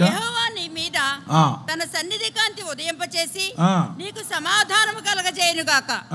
అట్లు వారు ఇశ్రాయేలీయుల మీద నా నామమును ఉచ్చరించడం వలన నేను వారిని ఆశీర్వదించెదను. ఎబ్బేజు ప్రార్థన చేస్తున్నాడు, నిశ్చయముగా మీరు నన్ను ఆశీర్వదించాలి. ఆశీర్వదించబడాలనుకున్న వాళ్ళందరూ ఒకసారి హల్లెలూయా అనండి. ఐశ్వర్యవంతులు అవ్వాలనుకున్న వాళ్ళందరూ ఒకసారి హల్లెలూయా అనండి. అన్నిటికీ అనేస్తారు మీరు, ఎందుకంటే ఫ్రీగా వస్తే ఫినాయిల్ కూడా తాగేసి పక్కన కూర్చునే రకం.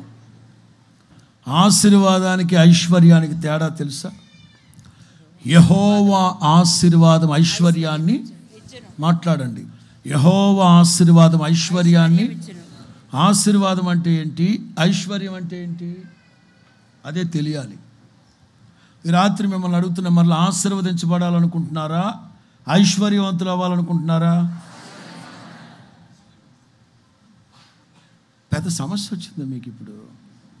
ఇటు రెండింటికి మీనింగ్ తెలియనప్పుడు మీరేం చేస్తారంటే వాడు తెనాలి రామలింగంలాగా 2 కప్పుల్లో ఉన్న తాగేస్తారు. తెలుసా మీకు తెనాలి అంటే? చాలా కథలు తెలుసు నాకు చిన్నప్పుడు. ఈ తెనాలి రామలింగం లేడు. చిన్నప్పుడు గొర్రెలు మేపుకుంటూ సేమల దూరం సిట్టడువులకి, కాకుల దూరం కారు అడవులకి, పాముల దూరం అని పుట్టపర్తి అడవుల్లోకి వెళ్ళిపోయాడండి. పొద్దుగుంకాక తిరిగి ఇంటికి వెళ్ళలేక అక్కడే పడుకున్నాడట. ఆ రాత్రి దేవత ప్రత్యక్షమై, మానవా వీళ్ళు లేచాడు, ఏంటి మానేది అన్నాడు. ఈ అరణ్యంలో చాలా కాలంగా ఏ భక్తుడు రాలేదు మానవ, నువ్వే వచ్చావు, అంచేత నువ్వేమన్నా కావాలంటే కోరుకో, నీకు ఇస్తానందంట. నాకేటి ఉంటాయండి నాకు పెద్దగా అట్లాంటివి ఏమి లేవు, ఏదో గొర్రెలు కాసుకుంటున్నానంటే, సరే వీడు ఎటు తేల్చుకోలేకపోతున్నాడు. ఆవిడ 2 గిన్నెల్లో, ఇట్లాంటి గిన్నెల్లో 2 గిన్నెల్లో ఏమో ఉన్నాయంట. ఇది కావాలా అందంట. ఇందులో ఏముంది అన్నాడంట. ఇందులో పాలు ఉన్నాయి, ఇందులో పెరుగు ఉంది, ఏది కావాలో కోరుకో.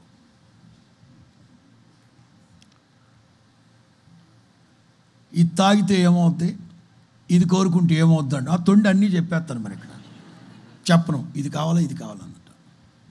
తెనాలి రామలింగుడు మా తెలివి కలిగినాడు కదా. మీరు అలా పెట్టుకొని నన్ను చూస్తూ ఇది కావాలా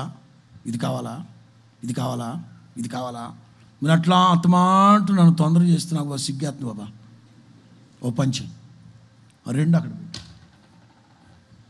అక్కడ పెట్టి నువ్వు కళ్ళు మూసుకో, నేను కోరుకుంటాను. ఇది బుర్ర తక్కువది, దేవత ఎవడన్నా చేస్తాడు అట్లాగా. పాప ఆవిడ ఈయన్ని నమ్మి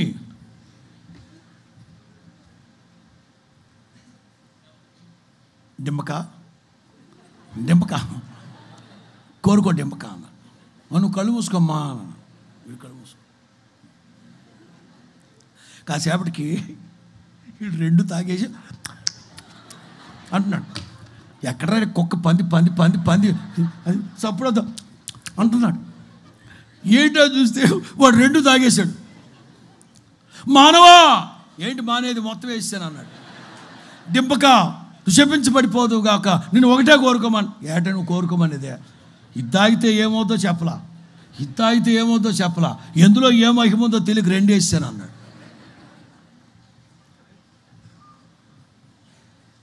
అట్లా ఆశీర్వాదానికి ఐశ్వర్యానికి తేడా తెలియనప్పుడు అర్థం కాదు. చెప్తాను. సొంత ఇల్లు కలిగి ఉండడం ఆశీర్వాదం. ఎందుకు? మీ తోబుట్టువుల మధ్యలో, సమకాలికుల మధ్యలో సొంత ఇల్లు ఎవరికి లేదు, మీకు సొంత ఇల్లు ఉంది. ఆశీర్వాదమా కాదా? మంచిది. అయితే ఈ ఆశీర్వాదాన్ని కాపాడుకోవాలంటే ఇంటి పన్ను కట్టాలన్నా, కరెంటు బిల్లు కట్టాలన్నా, కుళాయి బిల్లు కట్టాలన్నా, అన్నీ కట్టాలి. ఆశీర్వాదాన్ని కాపాడుకోవాలంటే మనం ఇన్వెస్ట్ చేయాలి, ఖర్చు పెట్టాలి. రైట్. సొంత కారు కలిగి ఉండడం ఆశీర్వాదం. అంటే మీ సమకాలికులు షేర్ ఆటోలు వెళ్తున్నారు, బైకుల మీద మట్టి కొట్టుకుపోతున్నారు, కానీ నీకు సొంత కారు ఉంది. సొంత కారు కలిగి ఉండడం ఆశీర్వాదం. అయితే ఈ ఆశీర్వాదాన్ని కాపాడుకోవాలంటే ఇన్సూరెన్స్ కట్టాలన్నా, రోడ్ ట్యాక్స్ కట్టాలన్నా, పెట్రోల్ కొట్టించాలన్నా, ఇది ఆశీర్వాదం. ఐశ్వర్యం అంటే ఏంటి తెలుసా? ఆల్రెడీ మీకు ఒక ఇల్లు ఉంది, ఇంకొక ఇల్లు ఉంది అనుకో. ఇంకొక ఇల్లు అంటే చిన్న ఇల్లు, పెద్ద ఇల్లు కాదు. Don't go that side, okay? ఉద్యోగస్తుడు కనుక ఇక్కడ ఒక ఇల్లు ఉంది, అక్కడ తక్కువ రేటుకు ఒక స్థలం ఉంటే ఒకటి కొని ఒక ఇల్లు కట్టి 2 పోర్షన్లుగా అద్దెకిచ్చావు. దానివల్ల మీకేమొస్తుంది? దానికి ఒక 3,000, దీనికి ఒక 3,000. అది ఐశ్వర్యం. మనకు రాబడి వస్తుంది అంటే అది ఐశ్వర్యం. మనం ఖర్చు పెడుతున్నామంటే ఆశీర్వాదం. అలాగే ఒక కారు ఉంది, దేవుడు ప్రేమించి ఏదో గవర్నమెంట్ ఏదో లోన్ ఇచ్చింది, ఓ 2-3 కార్లు కొనుక్కున్నారు, అవి ట్యాక్స్ కింద తిప్పుకుంటున్నారు, మీకు రెవెన్యూ వస్తుంది, అది ఐశ్వర్యం. దేవునికి స్తోత్రం చెప్పండి. దేవుడు మీకు ఇచ్చిన ఆశీర్వాదం ఐశ్వర్యముగా మారాలి. ఈ ఉపవాస ప్రార్థనల అనంతరం ఆశీర్వదించబడాలనుకున్న వాళ్ళందరినీ నా ప్రభువు నిశ్చయముగా ఆశీర్వదించునుగాక. ఆల్రెడీ ఆశీర్వదించబడిన వాళ్ళందరూ ఐశ్వర్యవంతుల జాబితాలోకి వెళ్ళుదురుగాక. హల్లెలూయా. ప్రార్థన చేసేటప్పుడు ఎలా చేయాలి? చాలామంది ఊత పదంలాగా వాడతారు. ప్రభువా మీ చిత్తమైతే మా అమ్మాయికి పెళ్లి చేయి ప్రభువా అంటే పెళ్లి కాకుండా ముదురు అయిపోయి ఇంట్లో కూర్చోండాలా? ఎక్కడ వాడాలి దేవుని చిత్తాన్ని? నిశ్చయముగా నా కుమార్తె పెళ్లి జరగాలి, ఇది ప్రార్థన. మీ చిత్తమైతే మా కుమార్తె పెళ్లి చేయి ప్రభు అనకూడదు. మీ చిత్తమైతే ఈ రోగాన్ని తీసే ప్రభు అనకూడదు. మీ చిత్తాన్ని వాడకూడదు. ఖచ్చితంగా ప్రార్థన చేయాలి. దేవుని చిత్తాన్ని వాడాల్సింది ఎప్పుడు? 3 కాలేజీలో సీట్ వచ్చింది, 3 కాలేజీల్లో సీట్ వచ్చింది, అప్పుడు ప్రార్థన చేయాలి. ప్రభువా 3 కాలేజీల్లో సీట్ వచ్చింది, మీ చిత్తం ఏంటో తెలియపరచండి. ఏ ప్రాంతానికి వెళ్ళి నేను చదువుకుంటే నా భావి భవిష్యత్తు ఆశీర్వాదకరంగా ఉంటుంది, ఎక్కడైతే నా ఆధ్యాత్మిక స్థితి బాగుంటుందో 3 కాలేజీలని ప్రభు పాదాలు చెంత పెట్టాలి. ఆల్రెడీ 3 పెళ్లి సంబంధాలు వచ్చాయి. 1 ఏలూరు, 2 గుంటూరు, 3 మైలవరమ. ఏంటి రెడీ చేసుకున్నారా? 3 వచ్చాయి. అప్పుడు ప్రార్థన చేయాలి. ప్రభువా 3 పెళ్లి సంబంధాలు వచ్చాయి, మీ చిత్తం ఏంటో తెలియపరచండి. నా బిడ్డకి ఏ అబ్బాయితో మ్యారేజ్ జరిగితే నా బిడ్డ సంసారం సాఫీగా సాగుతుందో అప్పుడు చిత్తాన్ని గురించి ప్రార్థన చేయాలి. మీ చిత్తమైతే పెళ్లి చేయండి అంటే ఇంతకంటే దరిద్రం ఇంకోటి లేదు. ప్రార్థన చేసేటప్పుడు ఖచ్చితంగా నిశ్చయముగా మీరు నన్ను ఆశీర్వదించండి, నిశ్చయముగా మీరు నన్ను. మన దేవుని ఆశీర్వాదం ఎట్లా ఉంటుందంటే ఆదరణతో కూడిన ఆశీర్వాదం. దేవుడైన యెహోవా మిమ్మల్ని ఆశీర్వదించి మిమ్మల్ని చాలామంది ఆశీర్వాదాన్ని కాపాడుకోలేని స్థితిలో ఉన్నారు. ఆశీర్వాదాన్ని కాపాడుకోలేని స్థితిలో ఉన్నారు. చేతులారా దేవుని ఆశీర్వాదాలు మన మీదకి వర్షింప చేస్తూ ఉంటాడా? ఆ నిక్ ఆఫ్ ది మూమెంట్లో, ఆ పీక్ టైంలో ఏదో దరిద్ర పని చేసి పోగొట్టుకుంటాం. ప్రమోషన్ లిస్టులో నీ పేరుంది బాబు, ఓకే ఇంకంతే, ఈ దసరా దాటాక నీకు థ్యాంక్స్ సార్ అన్నాడు. ఇంక రేపో మాపో కాగితాలు వచ్చేస్తాయి, ప్రమోషన్ కాగితాలు. దరిద్రుడు 500 రూపాయలు లంచం తీసుకుంటే పట్టుపట్టాడు. మరి నీకు ప్రమోషన్ వచ్చుంటే నెలకు 5,000 పెరిగేది నా జీతము. సౌలా ఇశ్రాయేలీల మీద మొట్టమొదటి రాజుగా దేవుడు నిన్ను అభిషేకించబోతున్నాడు. పర్సనల్ అనౌన్స్మెంట్ చేసినప్పుడు మాటల్లో విధేయత, పబ్లిక్ అనౌన్స్మెంట్ చేసినప్పుడు బిహేవియర్లో తగ్గింపు. ఏంటది? బిర్యానీ డేక్షా చాటు దాక్కొని ఉన్నాడు వెళ్ళిపోయి. పర్సనల్ అనౌన్స్మెంట్ చేసినప్పుడేమో మాటల్లో హ్యూమిలిటీ, పబ్లిక్ అనౌన్స్మెంట్ చేసినప్పుడేమో తినేళ్ళు దాక్కున్నాడు. అన్నీ బాగానే ఉన్నాయి. ఇంకంతా రెడీ అయిపోయింది, దేవుడు అభిషేకిద్దాం అనుకునేసరికి 7 రోజులు ఓపిక పట్టిన మహానుభావుడు 7 నిమిషాలు ఓపిక పట్టలేకపోయాడు. చేతులారా పోగొట్టుకున్నాడు. దైవాశీర్వాదాలు పొందాలంటే ఖచ్చితంగా ప్రార్థన చేయాలి. నిశ్చయముగా మీరు నన్ను ఆశీర్వదించండి. మన దేవుడు ఎవరో తెలుసా? ఆశీర్వదించడానికి తన సేవకులు పంపించే మునిపే ఆశీర్వదించేసి నువ్వు వెళ్ళి ఆ మాట నువ్వు చెప్పు అక్కడ అంటాడు.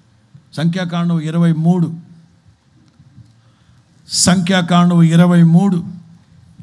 19, 20. దేవుడు అబద్ధమాడుటకు ఆయన మానవుడు కాడు, పశ్చాత్తాపపడుటకు ఆయన నరపుత్రుడు కాడు. ఆయన చెప్పి చేయకుండా ఉంటారా? ఆయన మాట ఇచ్చి దాన్ని రుజువుపరచకుండా ఉంటారా? ఇదిగో దీవించమని నాకు సెలవాయను, ఆయన దీవించను, ఎవడు దాన్ని మార్చలేడు. నమ్మిన వాళ్ళందరూ స్తోత్రం చెప్తూ కొట్టచ్చు, చప్పళ్ళు కొడుతూ స్తోత్రం చెప్పచ్చు, చప్పళ్ళు కొడుతూ స్తోత్రం చెప్పచ్చు. ఈ ఉపవాస ప్రార్థనలు ప్రారంభించక మునిపే జూలై 1వ తేదీ ప్రారంభించబడ్డాయి.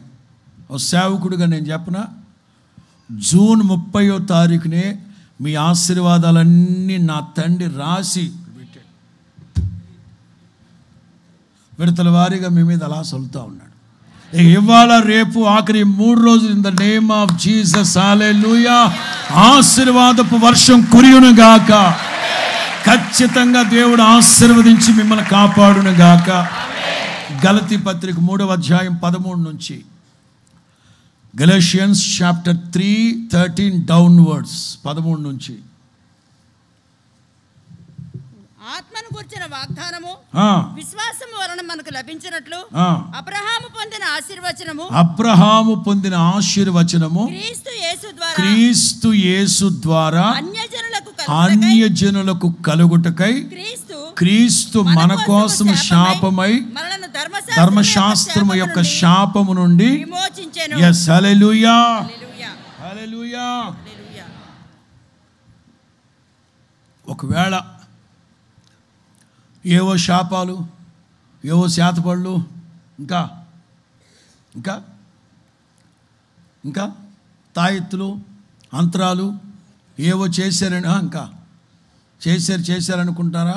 యేసు నామములో ప్రతి విధమైన అంధకార దుష్ట దురాత్మ చీకటి చేతబడి శక్తులు యేసు నామములతో ఇవాళ లయమైపోవునుగాక. యేసు నామములో మీ మీదున శాపం కొట్టివేయబడునుగాక. యేసు నామములో మీ దుఃఖము నిట్టూర్పు ఎగిరిపోవునుగాక. యేసు నామములో మీ దుఃఖము విచారములు కొట్టివేయబడునుగాక. యేసు నామములో శాపం తొలగిపోవునుగాక. యేసు నామములో శాపం తొలగిపోవునుగాక. యేసు నామములో శాపం తొలగిపోవునుగాక.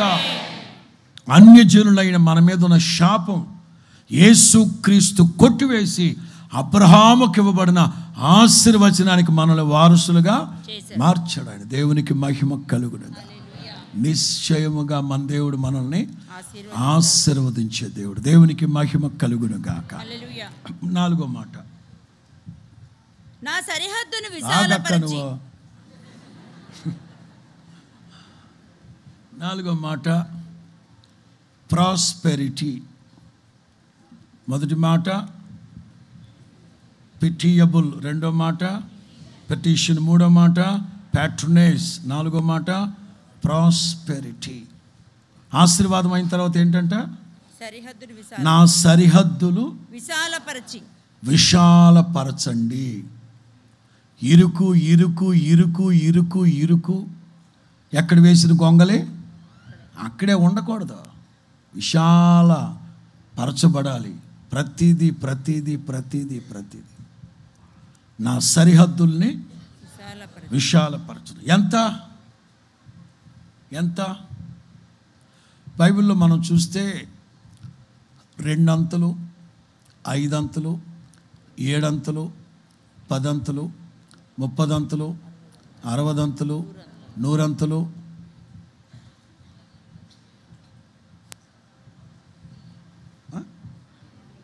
చెప్పేది గట్టి చెప్పు. 1000. నమ్మిన వాళ్ళందరూ సరే అలేలే అనండి.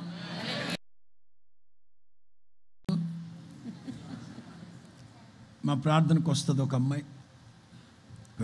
నమ్మాలి. ఎందుకు ఇట్లాంటివి చెప్తున్నామంటే మీకు మరింత పట్టుదల, నమ్మకం కలగాలని. మా ప్రార్థనకు వస్తుంది ఒక సహోదరి. చిన్న సాఫ్ట్వేరే సాఫ్ట్వేర్ అంటే రాజమండ్రిలోనే చిన్న సాఫ్ట్వేర్ వాళ్ళ దగ్గర ఎక్కడ చేస్తుంది. ఆదివారం ప్రార్థనకి రావడానికి వాళ్ళు ఒప్పుకోవట్లే. తినంది అస్సలు ఆదివారం ప్రార్థనకి రానప్పుడైతే ఇక అనవసరం జాబ్ మానేస్తే బాగుంటుందని చెప్పి ఇక సేవకుల ఆలోచన కూడా తీసుకోకుండా ఆదివారం ప్రార్థనకి రాకుండా పిచ్చ దరిద్రం వాళ్ళు ఇచ్చే జీతం వాళ్ళ దుంప దగ్గర మానేసింది. ఇంట్లో చాలా కష్టంగా ఉంది. అది నవంబర్ నెల.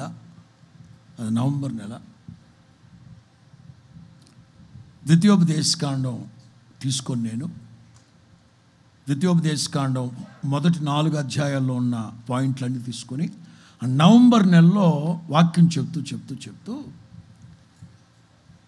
ఇప్పుడు మీకున్న దానికంటే 1000 రెట్లు నా దేవుడు మిమ్మల్ని ఆశీర్వదించును గాక.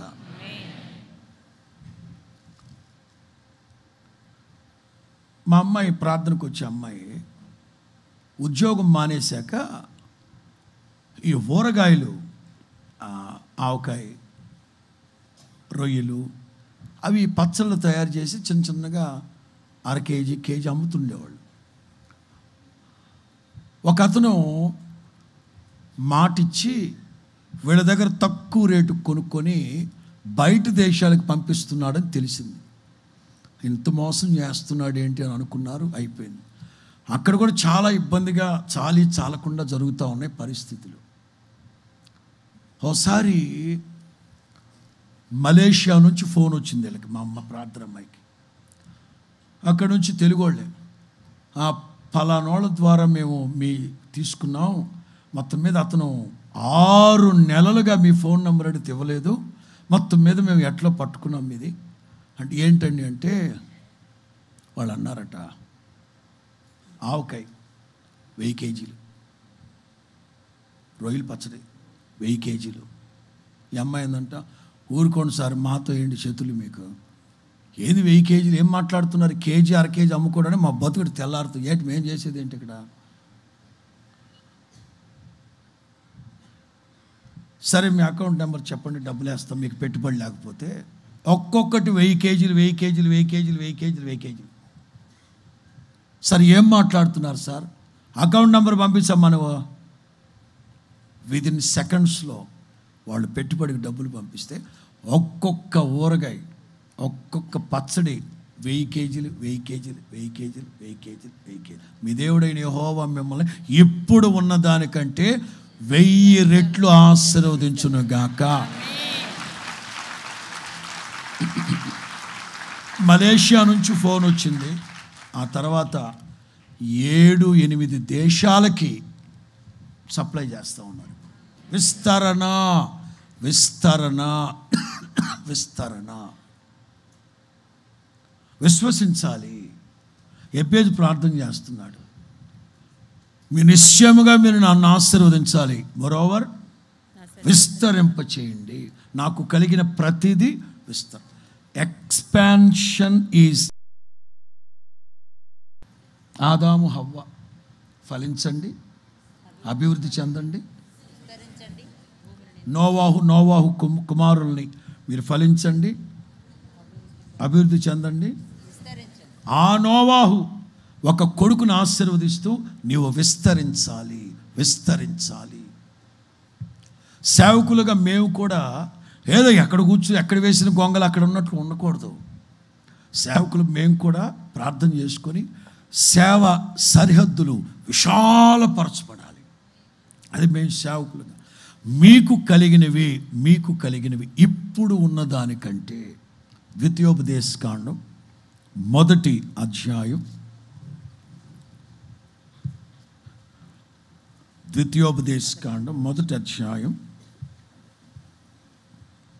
10-11 వాక్యాలు. మీ దేవుడైన యెహోవా మిమ్ము విస్తరింపచేయును గనుక, మిమ్మును విస్తరింపచేయును గనుక నేడు మీరు ఆకాశ నక్షత్రముల వలె విస్తరించి ఉన్నారు. నేడు మీరు ఆకాశ నక్షత్రాల వలె విస్తరించి ఉన్నారు. మీ పితరుల దేవుడైన యెహోవా మీ జనసంఖ్యను 1000 రెట్లు ఎక్కువ చేసి, తాను మీతో 1000 రెట్లు ఎక్కువ చేసి తాను మీతో చెప్పినట్లు మిమ్మల్ని ఆశీర్వదించును గాక. 1000 రెట్లు.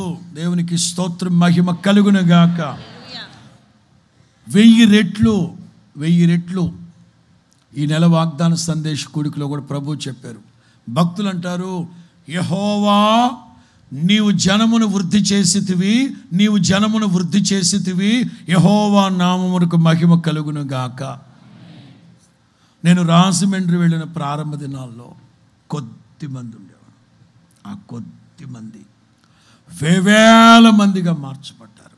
ఈ హోసన్నా మినిస్ట్రీస్ పరిచర్య, వారిలో ఒంటరి అయిన వాడు 1000-10 అవుతారు. ఎన్నిక లేనివాడు బలమైన జనముగా మార్చబడతారు. ఇవాళ హోసన్నా మినిస్ట్రీస్ ఇంచుమించు 20 లక్షల మందికి పైగా విశ్వాసులతో విస్తరింప చేశాడు దేవుడి పరిచర్య. ఆ మహానుభావుని యొక్క విశ్వాసము, ప్రార్థన, త్యాగము, ప్రతిష్ట. అలాగే విశ్వాసులైన మీరు కూడా ప్రతి విషయంలో ఒక విస్తరణని కోరుకోవాలి.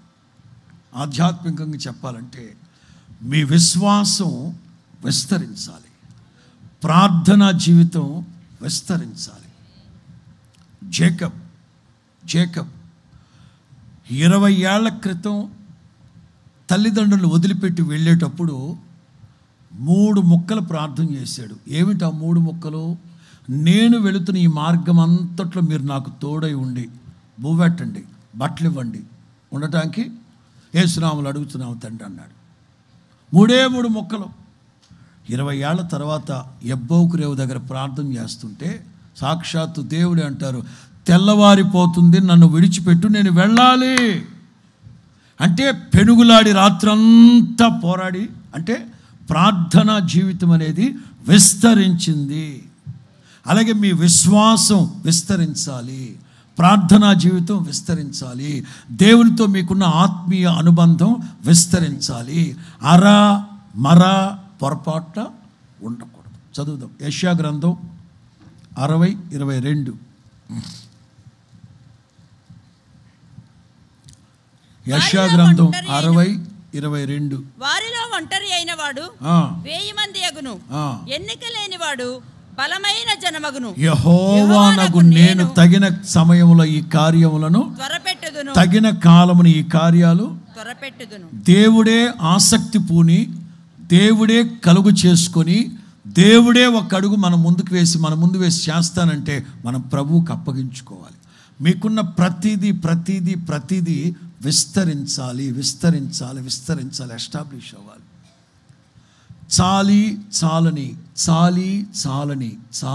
చాలని ఆయన ఆశ్రయించు వారికి ఏ మేలు కొదువై ఎంతగా దీవిస్తాడంటే దేవుడు గిన్నె నిండి పొంగి.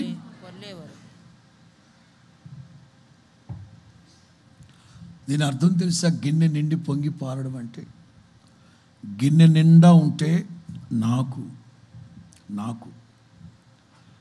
గిన్నె నిండి పొంగి పారడం అంటే మన చుట్టూ ఉన్న 10 మందికి, అంటే మనం ఎప్పుడు నన్ను ఆశీర్వదించు ప్రభు అని ప్రార్థన చేయకూడదు. అనేకులకు ఆశీర్వాద కారణంగా ఉంచండి. అబ్రహాము ఆశీర్వాద కారణముగా, గిన్నెలో ఉన్న నీళ్ళైతే నాకు గిన్నె నిండి పొంగి పొరుడుతున్నాయంటే నాతో ఉన్న 10 మందికి. అంటే ఫినాన్షియల్గా దేవుడు అంతగా ఫెయిత్, విశ్వాసంలో అంతగా విస్తరించాలి. యెషయా గ్రంథం 54,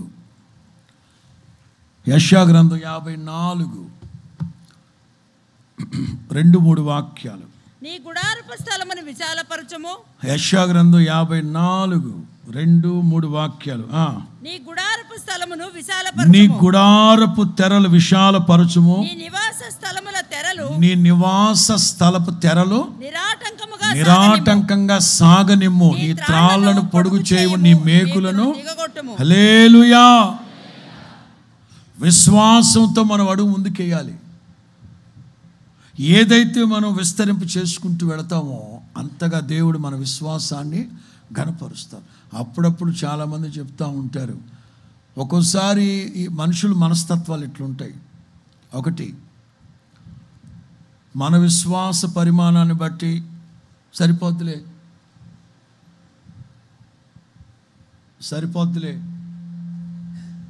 అని మనం గోడ కట్టుకుంటామా, దేవుడు వచ్చి అడుగుతాడు, రా యోసేపు ఏంటి గోడ కట్టుకున్నావు? సరిపోద్ది బాబా, గోడ ఉంటే సరిపోద్ది బాబా, ఇంత సరిపోద్ది బాబా, ఇంత ఉంటే బాగుంటుంది బాబా. నో, నువ్వు గోడల మీదకి ఎక్కి చెప్పండి, మీ గోడల మీదకి ఎక్కి సరిపోద్దని బాబా, ఇంత సరిపోద్దని ఊరుగా బూదిగంతాల వరకు వ్యాపించాలి. స్తోత్రం చెప్పు గట్టిగా. అదేదో నాకు అర్థం కావట్లేదు. సరిగ్గా 10 ఏళ్ల క్రితం నేను వచ్చాను, అప్పుడు ఇటుండేది మందిరం. 10 ఏళ్ళు దాటేసింది, ఉన్నాం ఇక్కడ. వచ్చే ఏడాది సువిశాలమైన ఇరుకులేని విశాల స్థలానికి ప్రభు నడిపించునుగాక. ఇరుకులేని విశాల స్థలానికి ప్రభు నడిపించునుగాక. ఇదే ప్రాతిపదికని చేత పట్టుకొని చప్పట్లు కొట్టడం కాదు, విప్పాలి. ఏం విప్పాలి? గుప్పిళ్ళు కాదు, చెవులుకున్న స్క్రూలు. లాగమాక లాగమాకే బాబా, కనబడుతున్నాయని లాగేస్తున్నట్టు. చెవులకి ఇప్పన్నాను కదా, బంగారు లాగేస్తుంది. తీయాలి, దేవుని కొరకు చేయాలి, దేవుని కొరకు చేయాలి. స్తోత్రం చెప్పండి గట్టిగా. హల్లెలూయా. విస్తరింప చేస్తాడు, విశాలపరుస్తాడు దేవుడు. దేవునికి మహిమ కలుగును గాక. గొర్రెలను విస్తరింప చేసిన దేవుడు గొడ్ల సావిడి కూడా ఇస్తాడు. గొర్రెలను విస్తరింప చేసిన దేవుడు గొడ్ల సావిడి ఇస్తాడు. మీరు కూడా ప్రార్థన చేయండి. చాలని స్థితిలో ఉండదు పొరపాటున. 20 ఏళ్ల క్రితం తండ్రి 2 కాళ్ళ మధ్యలో మోకరించి ఇస్సాకు కూర్చొని ఉంటే, ఇస్సాకు 2 కాళ్ళ మధ్యలో ఏశావు మోకరించి ఎలుగెత్తి ఏడుస్తున్నాడు. నా తండ్రి, ఒక్క దీవెన కూడా నీ దగ్గర లేదా? 20 ఏళ్ల క్రితం ఎలుగెత్తి ఏడుస్తున్నాడు. ఒక్క దీవెన కూడా లేదా? 20 ఏళ్ల తర్వాత యాకోబుతో ఏమంటాడు తెలుసా? యాకోబు బలవంతంగా ఉంచుకో అన్నయ్య, నా ప్రభువులు అటోడు, నువ్వు ఉంచుకున్నాడే, నాకెందుకురా? I have enough my brother, నాకు కావలసినంత ఉంది, నీది నువ్వే ఉంచుకో. ఎక్కడిదిరా? నీకులాగా అడ్డదారిలో దొడిదారిలో లంచాలు కంచాలు మంచాలు వేసి చేతి సంపాదించింది కాదురా. నాకు కావలసినంత ఉంది. యాకోబులాగా మోసగాడు, మాయగాడు, కత్తిరోడు, ఖతర్నాకోడు కాదు. యాకోబులాగా ఆడేదో పాపం ఏదో సంపాదించుకో. నాకు కావలసినంత యేసు నామములో మీకు కలిగిన ప్రతిదీ నా తండ్రి విస్తరింప చేయునుగాక. అది నేను చెప్పాలంటే, మొదట నీకున్న స్థితి కంటే తుదకు అసలు మొదట మన దగ్గర ఎంత ఉంది? 10,000. మొదట మన దగ్గర 10,000 ఉంది. మొదట నీకున్నది కొంచెమేనైనా తుదకు నీవు మహాభివృద్ధి పొందావు. ఇప్పుడు లెక్కేసుకొని ఇంటికి వెళ్ళాక ప్రస్తుతం మన దగ్గర ఎంత ఉంది, ఎంత దాచున్నాం, ఎన్ని రాళ్ళు వెనకేసుకున్నాం, వెనకంటే కిడ్నీలో కాదు, ఎన్ని వేసుకున్నాం చూసుకోండి. ఖచ్చితంగా చెప్తున్నాను, వచ్చే ఏట ఈ టయానికి 1000 రెట్లు నా తండ్రి మిమ్మల్ని ఆశీర్వదించును గాక, విస్తరింప చేయును గాక, 1000 రెట్లు విస్తరింప చేయును గాక. మొదట నీకున్నది కొంచెమేనైనా తుదకు నీవు మహాభివృద్ధి పొందేదవు. చాలనుకుంటాను. 5వ మాట, మీ చేతిని నాకు తోడుగా ఉండదు. మీ చేతిని నాకు నీ చెయ్యి నాకు తోడుగా ఉండదు. ప్రశంస్ మీ చేతిని నాకు తోడుగా ఉంచండి. చాలామందికి తెలియంది ఏంటంటే, దేవునిని గూర్చి కొన్ని పోలికలు, కొన్ని ఛాయలు ఉన్నాయి. యెహోవాయే నీ కుడి ప్రక్కన నీడగా ఉంటాడు అని ఉంది. మన వాళ్ళకి అర్థం కాక ఆయన ఉండడు అంటారా, అదేదో నీడ అంట. ఒరే బుర్ర కూడా, మనిషి ఉంటేనే కదా నీడ ఉంటుంది అక్కడ, అది తెలియదు మనకు. నిర్గమలో దేవుడు అంటారు, మోషే అంటారు, అసలు మీరు రాకపోతే మేము వెళ్ళమండి బాబు, అసలు వెళ్ళం, మీరు రావాల్సిందే. ఓకే పో, నా సన్నిధి నీకు తోడుగా వస్తుంది, వెళ్ళు. ఓకే థ్యాంక్ యూ, వెళ్తున్నాడు. పక్కన ఉంటారుగా బ్యాచ్ ఒకటి, అరే ఆయన రాడంటరా, అదేదో పంపిస్తాడంటరా. ఒరే అదేదో కాదురా నాయన, సన్నిధి అంటే ఆయన ఉన్నట్టు బాబా. సన్నిధైనా నీడైనా ఆయన మన పక్కనే ఉన్నాడు, ఆయన పక్కనే ఉన్నాడు. ఎంత ప్రక్కనే ఉన్నాడంటే, నా కుడి చేయి నీకు అది ప్రశంస్. ఎబ్బేసు ఎంత విశ్వాసంతో దయనీయమైన స్థితిలో తన జీవితం ప్రారంభించి జనెత్ పీక్ లెవెల్ ఆఫ్ మౌంటైన్, ఉన్నత శిఖరాగ్రపు స్థితిలోకి తీసుకెళ్ళిపోయాడు దేవుడు.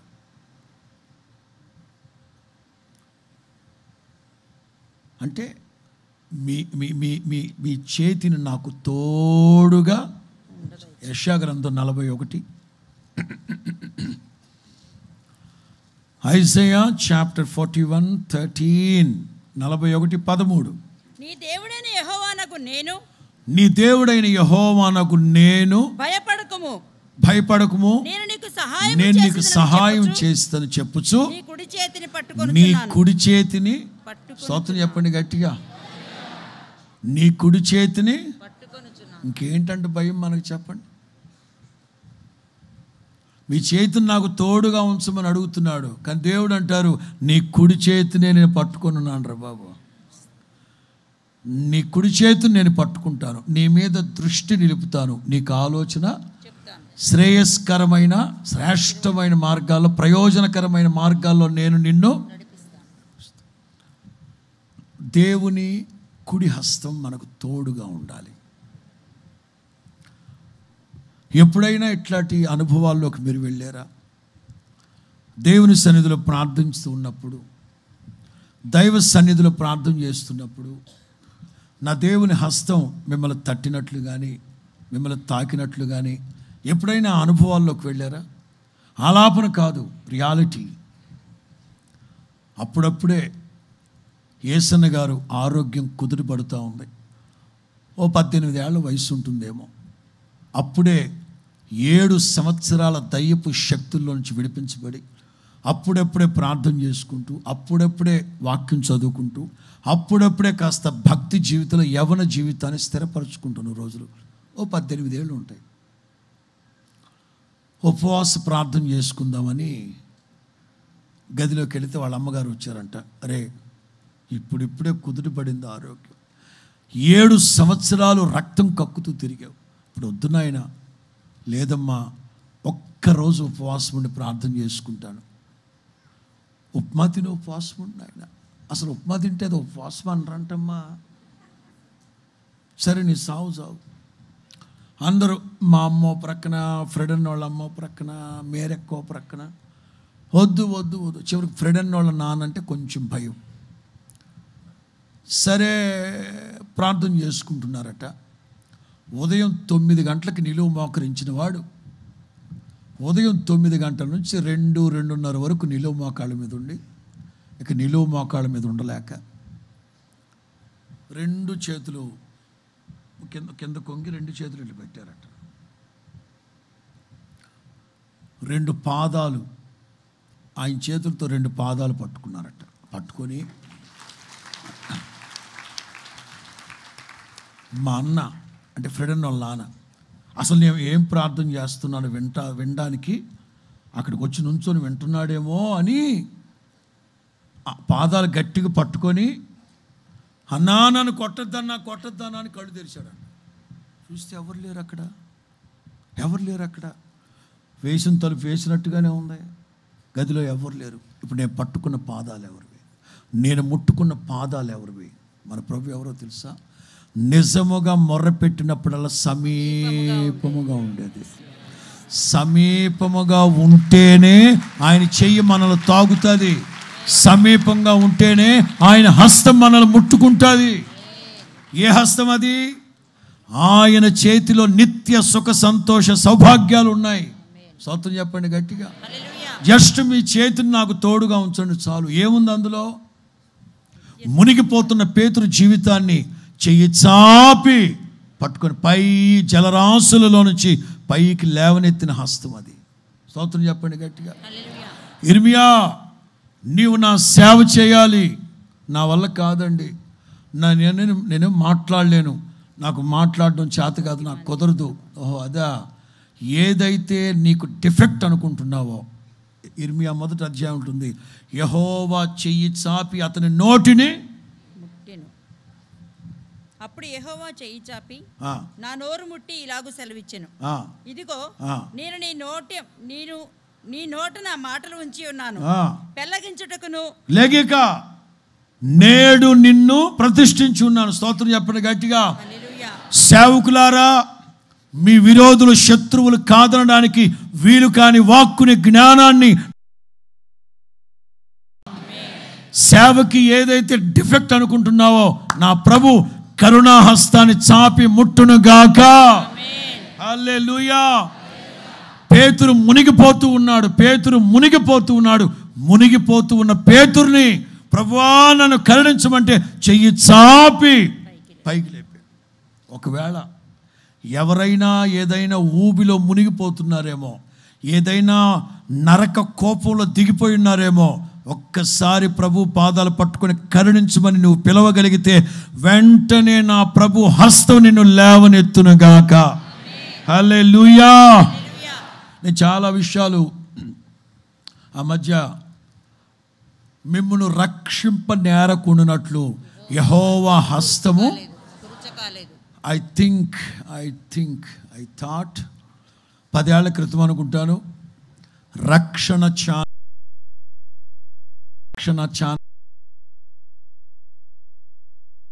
సభలు ఏర్పాటు చేస్తే ఆదివారం రాత్రి నేను అక్కడ ఇంచుమించు 1,00,000 మంది ఉంటారు ఆ సభలో వాక్యం చెప్పాను నేను. దేవుని హస్తం అని చెప్తూ నా దేవుని హస్తాన్ని గురించి మాత్రమే ఎన్నో అనుభవాలు చెప్తా వచ్చాను. ఆ రోజున నా దేవుని ప్రియులారా, ఎబ్బేజు ప్రార్థన చేస్తున్నారు, మీ హస్తాన్ని నాకు. దాని అర్థం ఏంటంటే ఆయన ఉన్నట్టే అక్కడ. అలా కాకుండా చేయి నరికించి తీసుకోపోమంటాడా? లేదు కదా. మీ చేతి నాకు తోడుగా ఉంచునంటే అంతే. ప్రభు హస్తం మనకు తోడుగా ఉంటే మనకు ఏది కొదువ కొరత. దేవునికి స్తోత్రం. యెహోషువ గ్రంథం 1వ అధ్యాయం, యెహోషువ గ్రంథం 1వ అధ్యాయం 5, 6, 7. నీవు బ్రతుకు దినములన్నింటను ఏ మనుష్యుడిని ఎదుట నిలవనేరడు. నేను మోషేకు తోడై ఉన్నట్లు నీకు కూడా. హస్తాన్ని తోడుగా ఉంచండి అని అర్థం ఏంటంటే ఆయన తోడున్నట్లే. జలములలో బడినే వెళ్ళిన అవి నా మీద పారవు. అక్కడ రాయబడిన మాట, జలముల్లో బడిని వెళ్ళినప్పుడు నేను నీకు తోడై ఉండడం అంటే నా హస్తం తోడుగా ఉంటుంది. నా హస్తం తోడుగా ఉందంటే నేనే నీకు తోడుగా ఉంటాను. ఎబ్బేసు చేసిన చిన్న ప్రార్థన అనుకుంటాం, కానీ నా దేవుని హస్తం అన్ని వేళలా మనకు తోడై ఉండును గాక. అది అభయహస్తం, ఆశీర్వదించే హస్తం, ఆదుకునే హస్తం, కృంగిన వారిని నింగి మట్టుకు లేవనెత్తగలిగిన హస్తం, కరుణాహస్తం. ఏదైతే ఆర్థికంగా ఇబ్బంది పడుతూ ఉన్నారో నెహెమ్యా ప్రార్థన చేస్తాడు, మా దేవుని కరుణా హస్తం సహాయం చేయు, మా దేవుని హస్తం మాకు తోడై ఉన్నందువల్ల మేము ఈ మందిరాన్ని కట్టగలేము. ఖచ్చితంగా నా ప్రభు సహాయం చేయ హస్తాన్ని చాపును గాక. 6వ మాట, ప్రొటెక్షన్.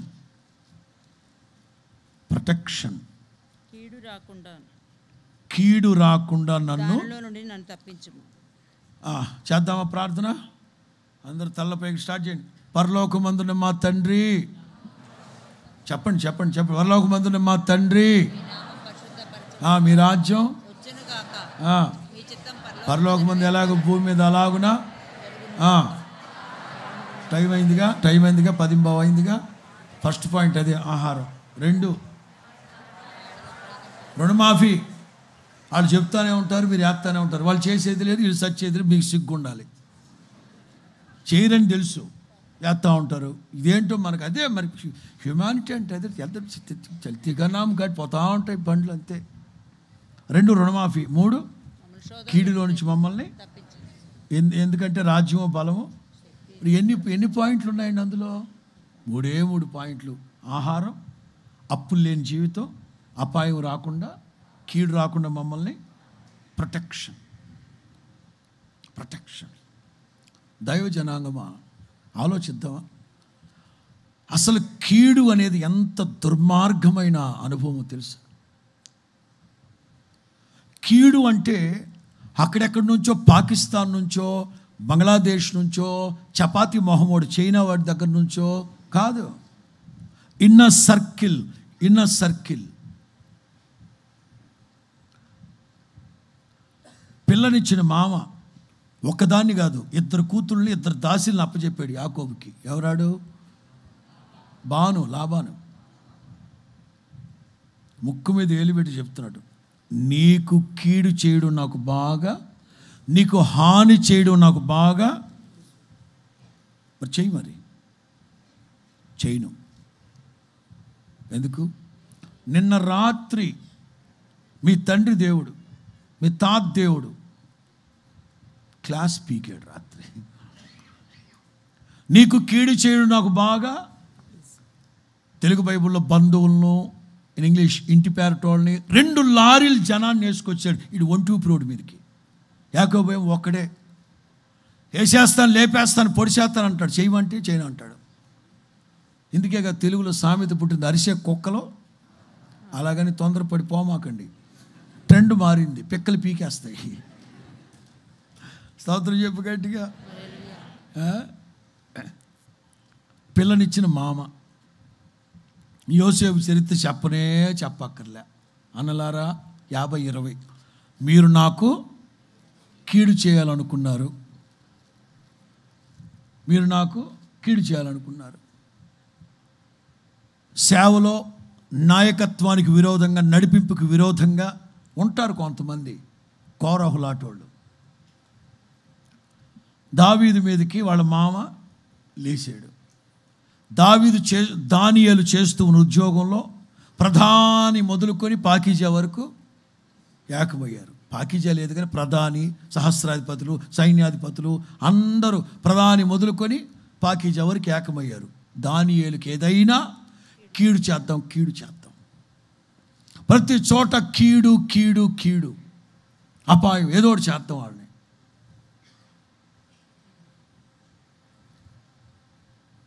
అంతెందుకు, పౌలు అంటారు, అలెగ్జాంద్రు అనే కంచరోడు, అలెగ్జాంద్రు అనే కంచరోడు నాకు చాలా. పౌలు ఎవరండి? నిన్నగాక మొన్న రక్షణలోకి వచ్చి సంచి తగిలించుకొని ప్రయాసపడి భారం మోస్తున్న సమస్యలారా, నిన్నగాక మొన్న సేవలోకి వచ్చినాడు ఆ పౌలు. అప్పటికే 100 సంఘాలు స్థాపించినాడు. లెజెండ్, సర్వెంట్ ఆఫ్ గాడ్, ఎవరితో సరిపోల్చలేని సేవకుడు. నడికట్టు తగిలితే సచ్చినోళ్ళు వేసి కూర్చుంటున్నారు. వేల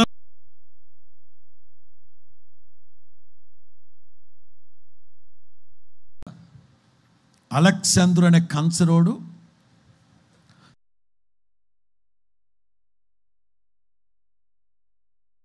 మహిమ కలిగిన పరిచర్య ముందుకు కొనసాగకుండా స్థాని సేవకులే మహిమ కలిగిన పరిచర్య చేస్తున్న సేవకునికి విరోధంగా, మహిమ కలిగిన సంఘాలకు విరోధంగా, మహిమ కలిగిన అద్భుత కార్యాలు జరుగుతున్న పెంతెకోస్తు అనుభవాల్లో జరుగుతున్న సేవకు విరోధంగా ఇట్లాంటి కంచరోళ్ళు ముందుకాళ్ళకి బంధం వేసి సేవను నిలిపేయాలని కంచరోళ్ళు చాలా కీడు, చాలా కీడు. క్రైస్తవ సమాజమా, beware, be cautious in this particular matter. మహిమ కలిగిన పరిచర్య జరగనివ్వకుండా ఏదో ఒకటి. క్రైస్తవ జనాంగమా, దైవ జనాంగమా, మెలకుతో ఉండండి. సమస్తాన్ని పరీక్షించండి. మేలైన వాటిని, ఏది ఉత్తమమో, ఏది యుక్తమో, ఏది ప్రయోజనకరమైనమో కాస్త గమనించండి. వినిన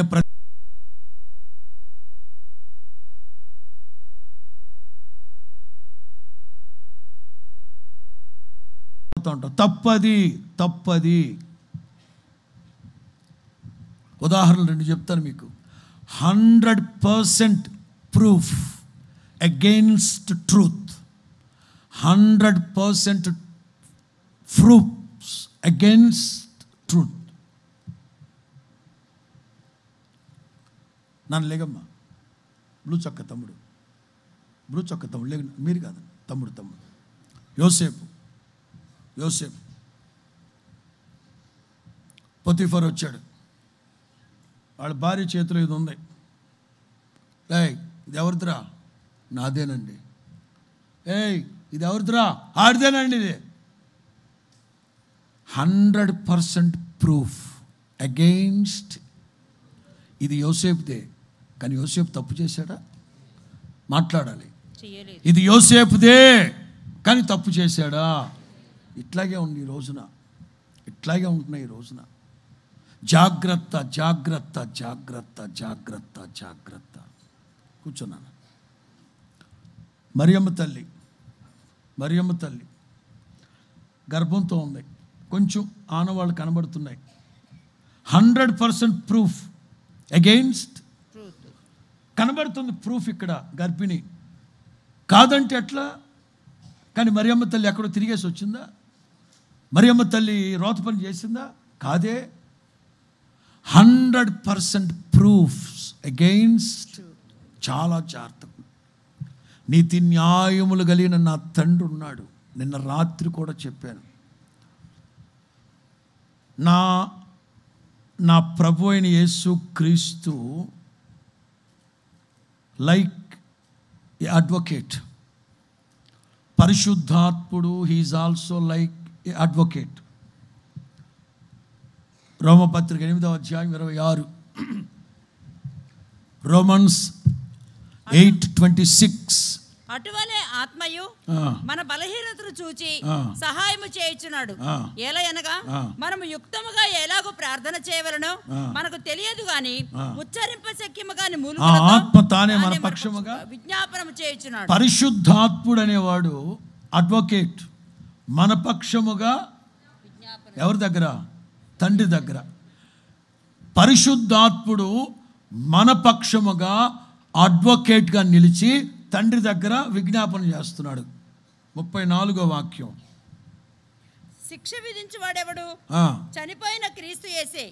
అంతేకాదు మృతుల్లో నుండి లేచిన వాడును దేవుని కుడిపార్శ్వమందు ఉన్నవాడును మన కోసం విజ్ఞాపన కూడా చేయవాడును ఆయనే. యేసు క్రీస్తు నిలబడి మన కోసం ఏం చేస్తున్నాడంట?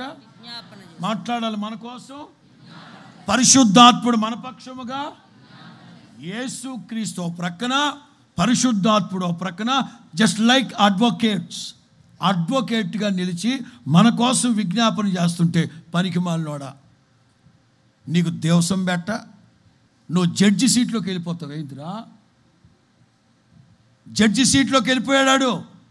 జడ్జి సీట్లోకి వెళ్ళిపోయాడు. నీకేం తెలుసురా? వీడు మంచోడు కాదు, వాడు మంచోడు కాదు, వీడు మంచోడు కాదు. తీర్పులు తీర్చేస్తున్నాడు. జడ్జి సీట్లోకి వెళ్ళిపోయాడు. రే నా ప్రవ్వే అడ్వకేటు. ఈడేమైపోయాడు? పోతావురా రే, పోతావు. ఎందుకంటే జడ్జి సీట్లోకి వెళ్ళిపోతున్నాడు. అమ్మా వెళ్ళమా అక్కడ, నా మాట నక్క. స్తోత్రం చెప్పు గట్టిగా. తీర్పులు తీర్చొద్దు, తీర్పు తీర్చొద్దు. నా ప్రభువే మన పక్షంగా, నా బిడ్డ ప్రభు అడ్వకేట్ లాగా మాట్లాడుతూ ఉంటే మనోళ్ళేమో జడ్జి సీట్లోకి వచ్చారు. ఆడి ఎదవా, ఏడు దుర్మార్గుడు, వీడికేం తెలీదు, ఆడికేం తెలీదు, దేనికేం తెలియకపోతేనే మేము ఇట్లా చేసుకుంటున్నాం. ఏదో పోనీ బాబా మా సేవ, ఏదో చిన్నపాటి సేవలు బాబా. కీడు ఎక్కడి నుంచి వస్తుంది? కీడు విరోధంగా కీడు చేస్తున్నారు.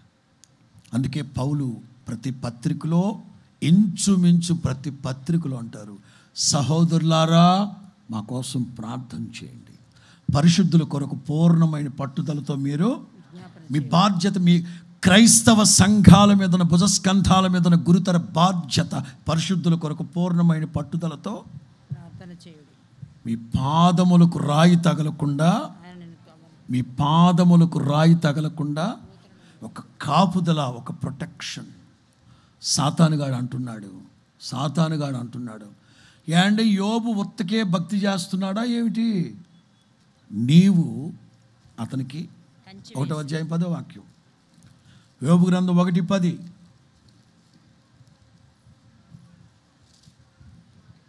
నీవు అతనికి అతని ఇంటి వారికి కలిగిన సమస్తమునకును చుట్టూ కంచె వేసితివి కదా. నీవు అతని చేతి పనులు దీవించుడు చేత అతను ఆస్తి దేశములో బహుగా అంటే ఒక కాపుదల, ఒక ప్రొటెక్షన్. ఎబ్బేజు ప్రార్థన చేస్తున్నాడు. ఏమో మా అన్నోళ్ళ ద్వారానో లేకపోతే ఎవరి ద్వారా ఎటువైపు నుంచి కీడు వస్తుందో నాకు తెలియదయ్యా. కీడులో నుంచి కీడు రాకుండా నన్ను గివ్ మీ యువర్ ప్రొటెక్షన్. ప్రభువా మీ కృపా కాపుదల కావాలి నాయన. నా దేవుని కృపా కాపుదల లేకుండా మనం బ్రతకగలమా? అందుకే ఎబ్బేజు ప్రార్థన చేసుకుంటున్నాడు. నాకు, నా కుటుంబానికి. ఆ రోజున అహావా నదే, యజ్రా, వీళ్ళందరూ అహావా నది తీరాన ప్రార్థన చేసుకున్నారు. మాకును, మా కుటుంబాలకి, మా పిల్లలకి, మా ఆస్తిపాస్తులకి, మా ప్రయాణం, మా అన్నిటికీ కాపుదల. ఏమో ఎప్పుడు ఎవరు ఎక్కడ ఏం చేస్తారో తెలియట్లేదు. ఖచ్చితంగా ప్రతినిత్యం ఎబ్బేజులాగా మనం ప్రార్థన చేసుకొని మన యొక్క దర్శనాన్ని మనం విశాలపరచుకోవాలి. ప్రతినిత్యం కాపుదల. పిల్లలు ఇంట్లోంచి బయటికి వెళ్ళిన వ్యక్తి మరలా క్షేమంగా తిరిగి వస్తాడో లేని పరిస్థితులు. మనిషి జీవితం నీటి మీద బుడగలాగుంటుంది. అందుకనే ప్రతినిత్యము కాపుదల, కాపుదల, కాపుదల, కాపుదల, కాపుదల. ఆఖరి మాట చెప్పి ముగిస్తాను. చెప్పాను కదా మీకు, నేను కీడు నన్ను దుఃఖపరచుకుండునట్లు. కీడు, తెలుగు బైబిల్లో కీడు రాకుండా, ఇన్ టామిల్ కీడు నన్ను దుఃఖపరచకుండా నేను ఎప్పుడు సంతోషంగా ఉండేటట్లుగా కృప చూపు నాయన. ఒక ప్రక్కన మా అమ్మ అన్న మాటలు నాకు గుర్తొస్తూ ఉంటున్నాయి. అప్పుడప్పుడు మా అన్నోళ్ళు దెప్పిపొడి మాటలు నాకు గుర్తొస్తున్నాయి. అవి ఏమి నన్ను దుఃఖపరచకూడదు. నేను ఎప్పుడు హ్యాపీగా ఉండాలి. ఎల్లప్పుడూ నేను ప్రభు మీలో నన్ను సంతోషంగా ఉండి నాకు అట్టి కృప దయచేయను ఆయన. వాడేదో ప్రార్థన చేశాడు. దేవుడు అతని మనవి ఆలకించి అది అతనికి ఎప్పుడు ఏడుపు మొహాలు కొట్టుకొని ఉండాలి. ప్రభు నేను అనేవాళ్ళు వస్తారు. హల్లెలూయా చెప్పండి. అది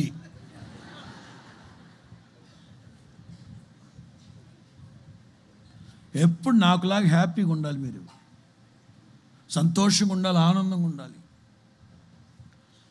కీడు వస్తుంది. ఆ కీడు మనల్ని దుఃఖపరచకూడదు. చాలా సందర్భాల్లో మనకు వస్తున్న శోధనలు, శ్రమలు, వీటి మధ్యలో దుఃఖపడి మనం బాధపడిపోతున్నాం. మన దేవుడు ఎవరు తెలుసా? దుఃఖపడుతూ ఉన్నవాడని క్షేమానికి లేవనెత్తే దేవుడు. స్తోత్రం చెప్పండి గట్టి.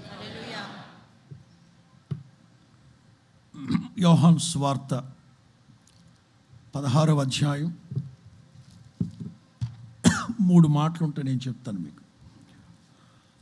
యోహాను సువార్త 16వ అధ్యాయం 20 నుంచి 23.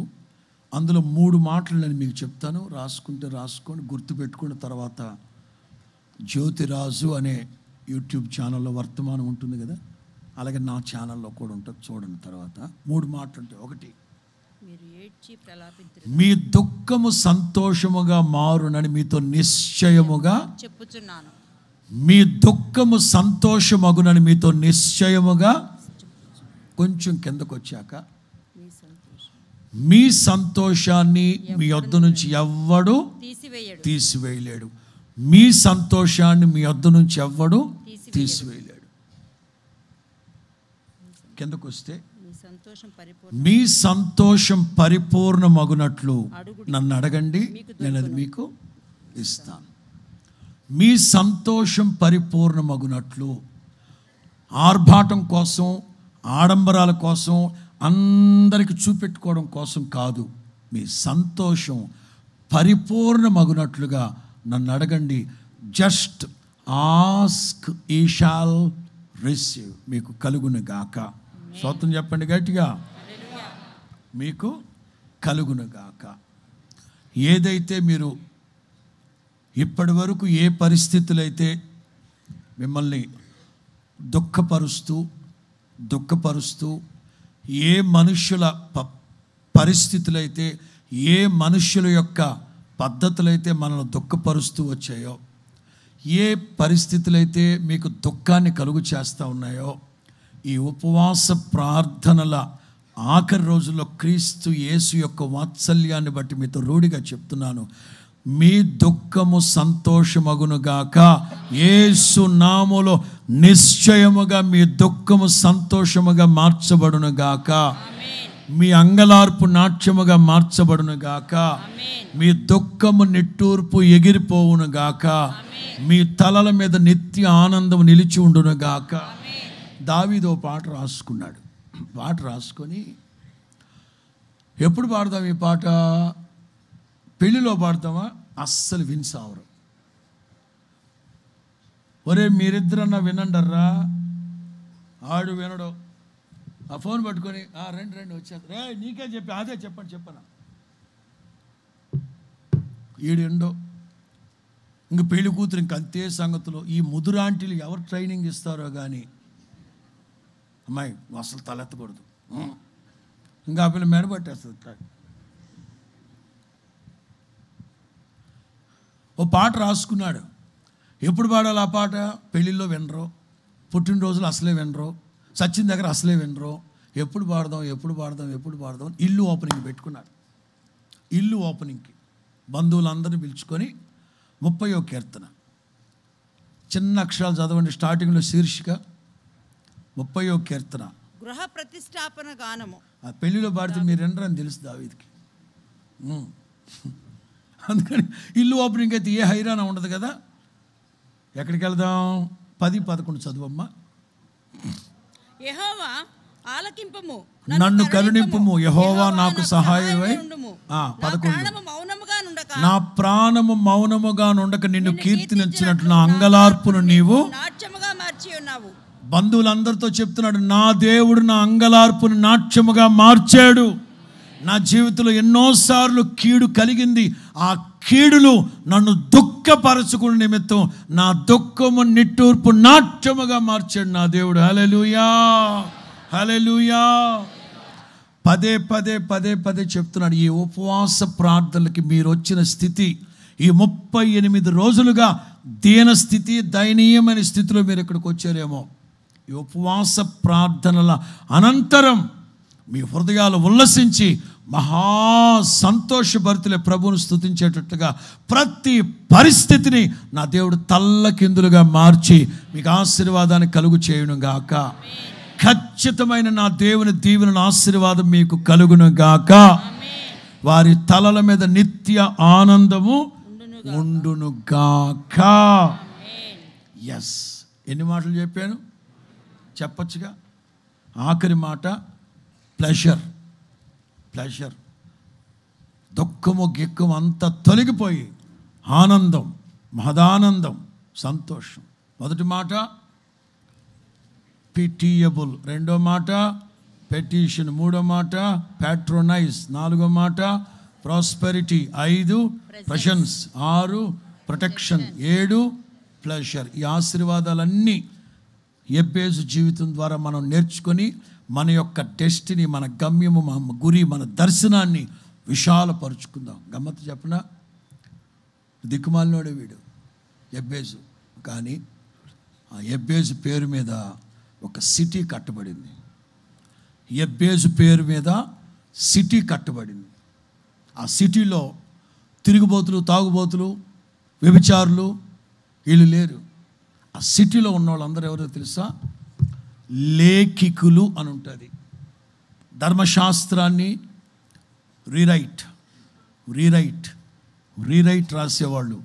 యెబేజు పట్టణంలో ఉన్న వాళ్ళందరూ ధర్మశాస్త్రాన్ని లేఖికులు, తిరిగి రాసే దైవ జ్ఞానము కలిగిన వాళ్ళు ఆ పట్టణంలో నివసించారట.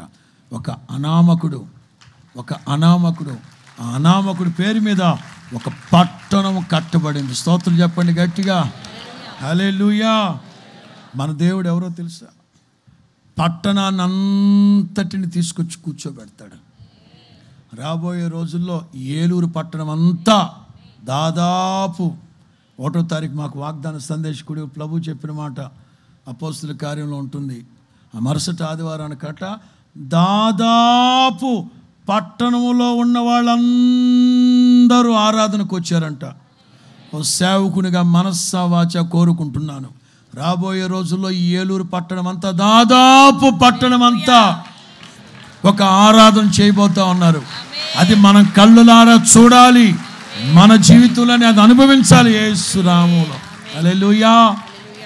నేనైతే ప్రార్థన చేసుకున్నా 1వ తారీఖు ప్రభు నాకు ఇచ్చిన వాగ్దానాన్ని బట్టి దాదాపు రాజమండ్రి పరిసర గ్రామాల్లో ఉన్న వాళ్ళందరూ ఒక్క ఆరాధనకు వచ్చేంత సువిశాలమైన స్థలంలో నేను బ్రతికుండగానే, ఈ నా కళ్ళు చూస్తూ ఉండగానే అట్లాంటి బృహత్తరమైన ఆరాధన ఒకటి జరిపిస్తాడని నేను నమ్మా.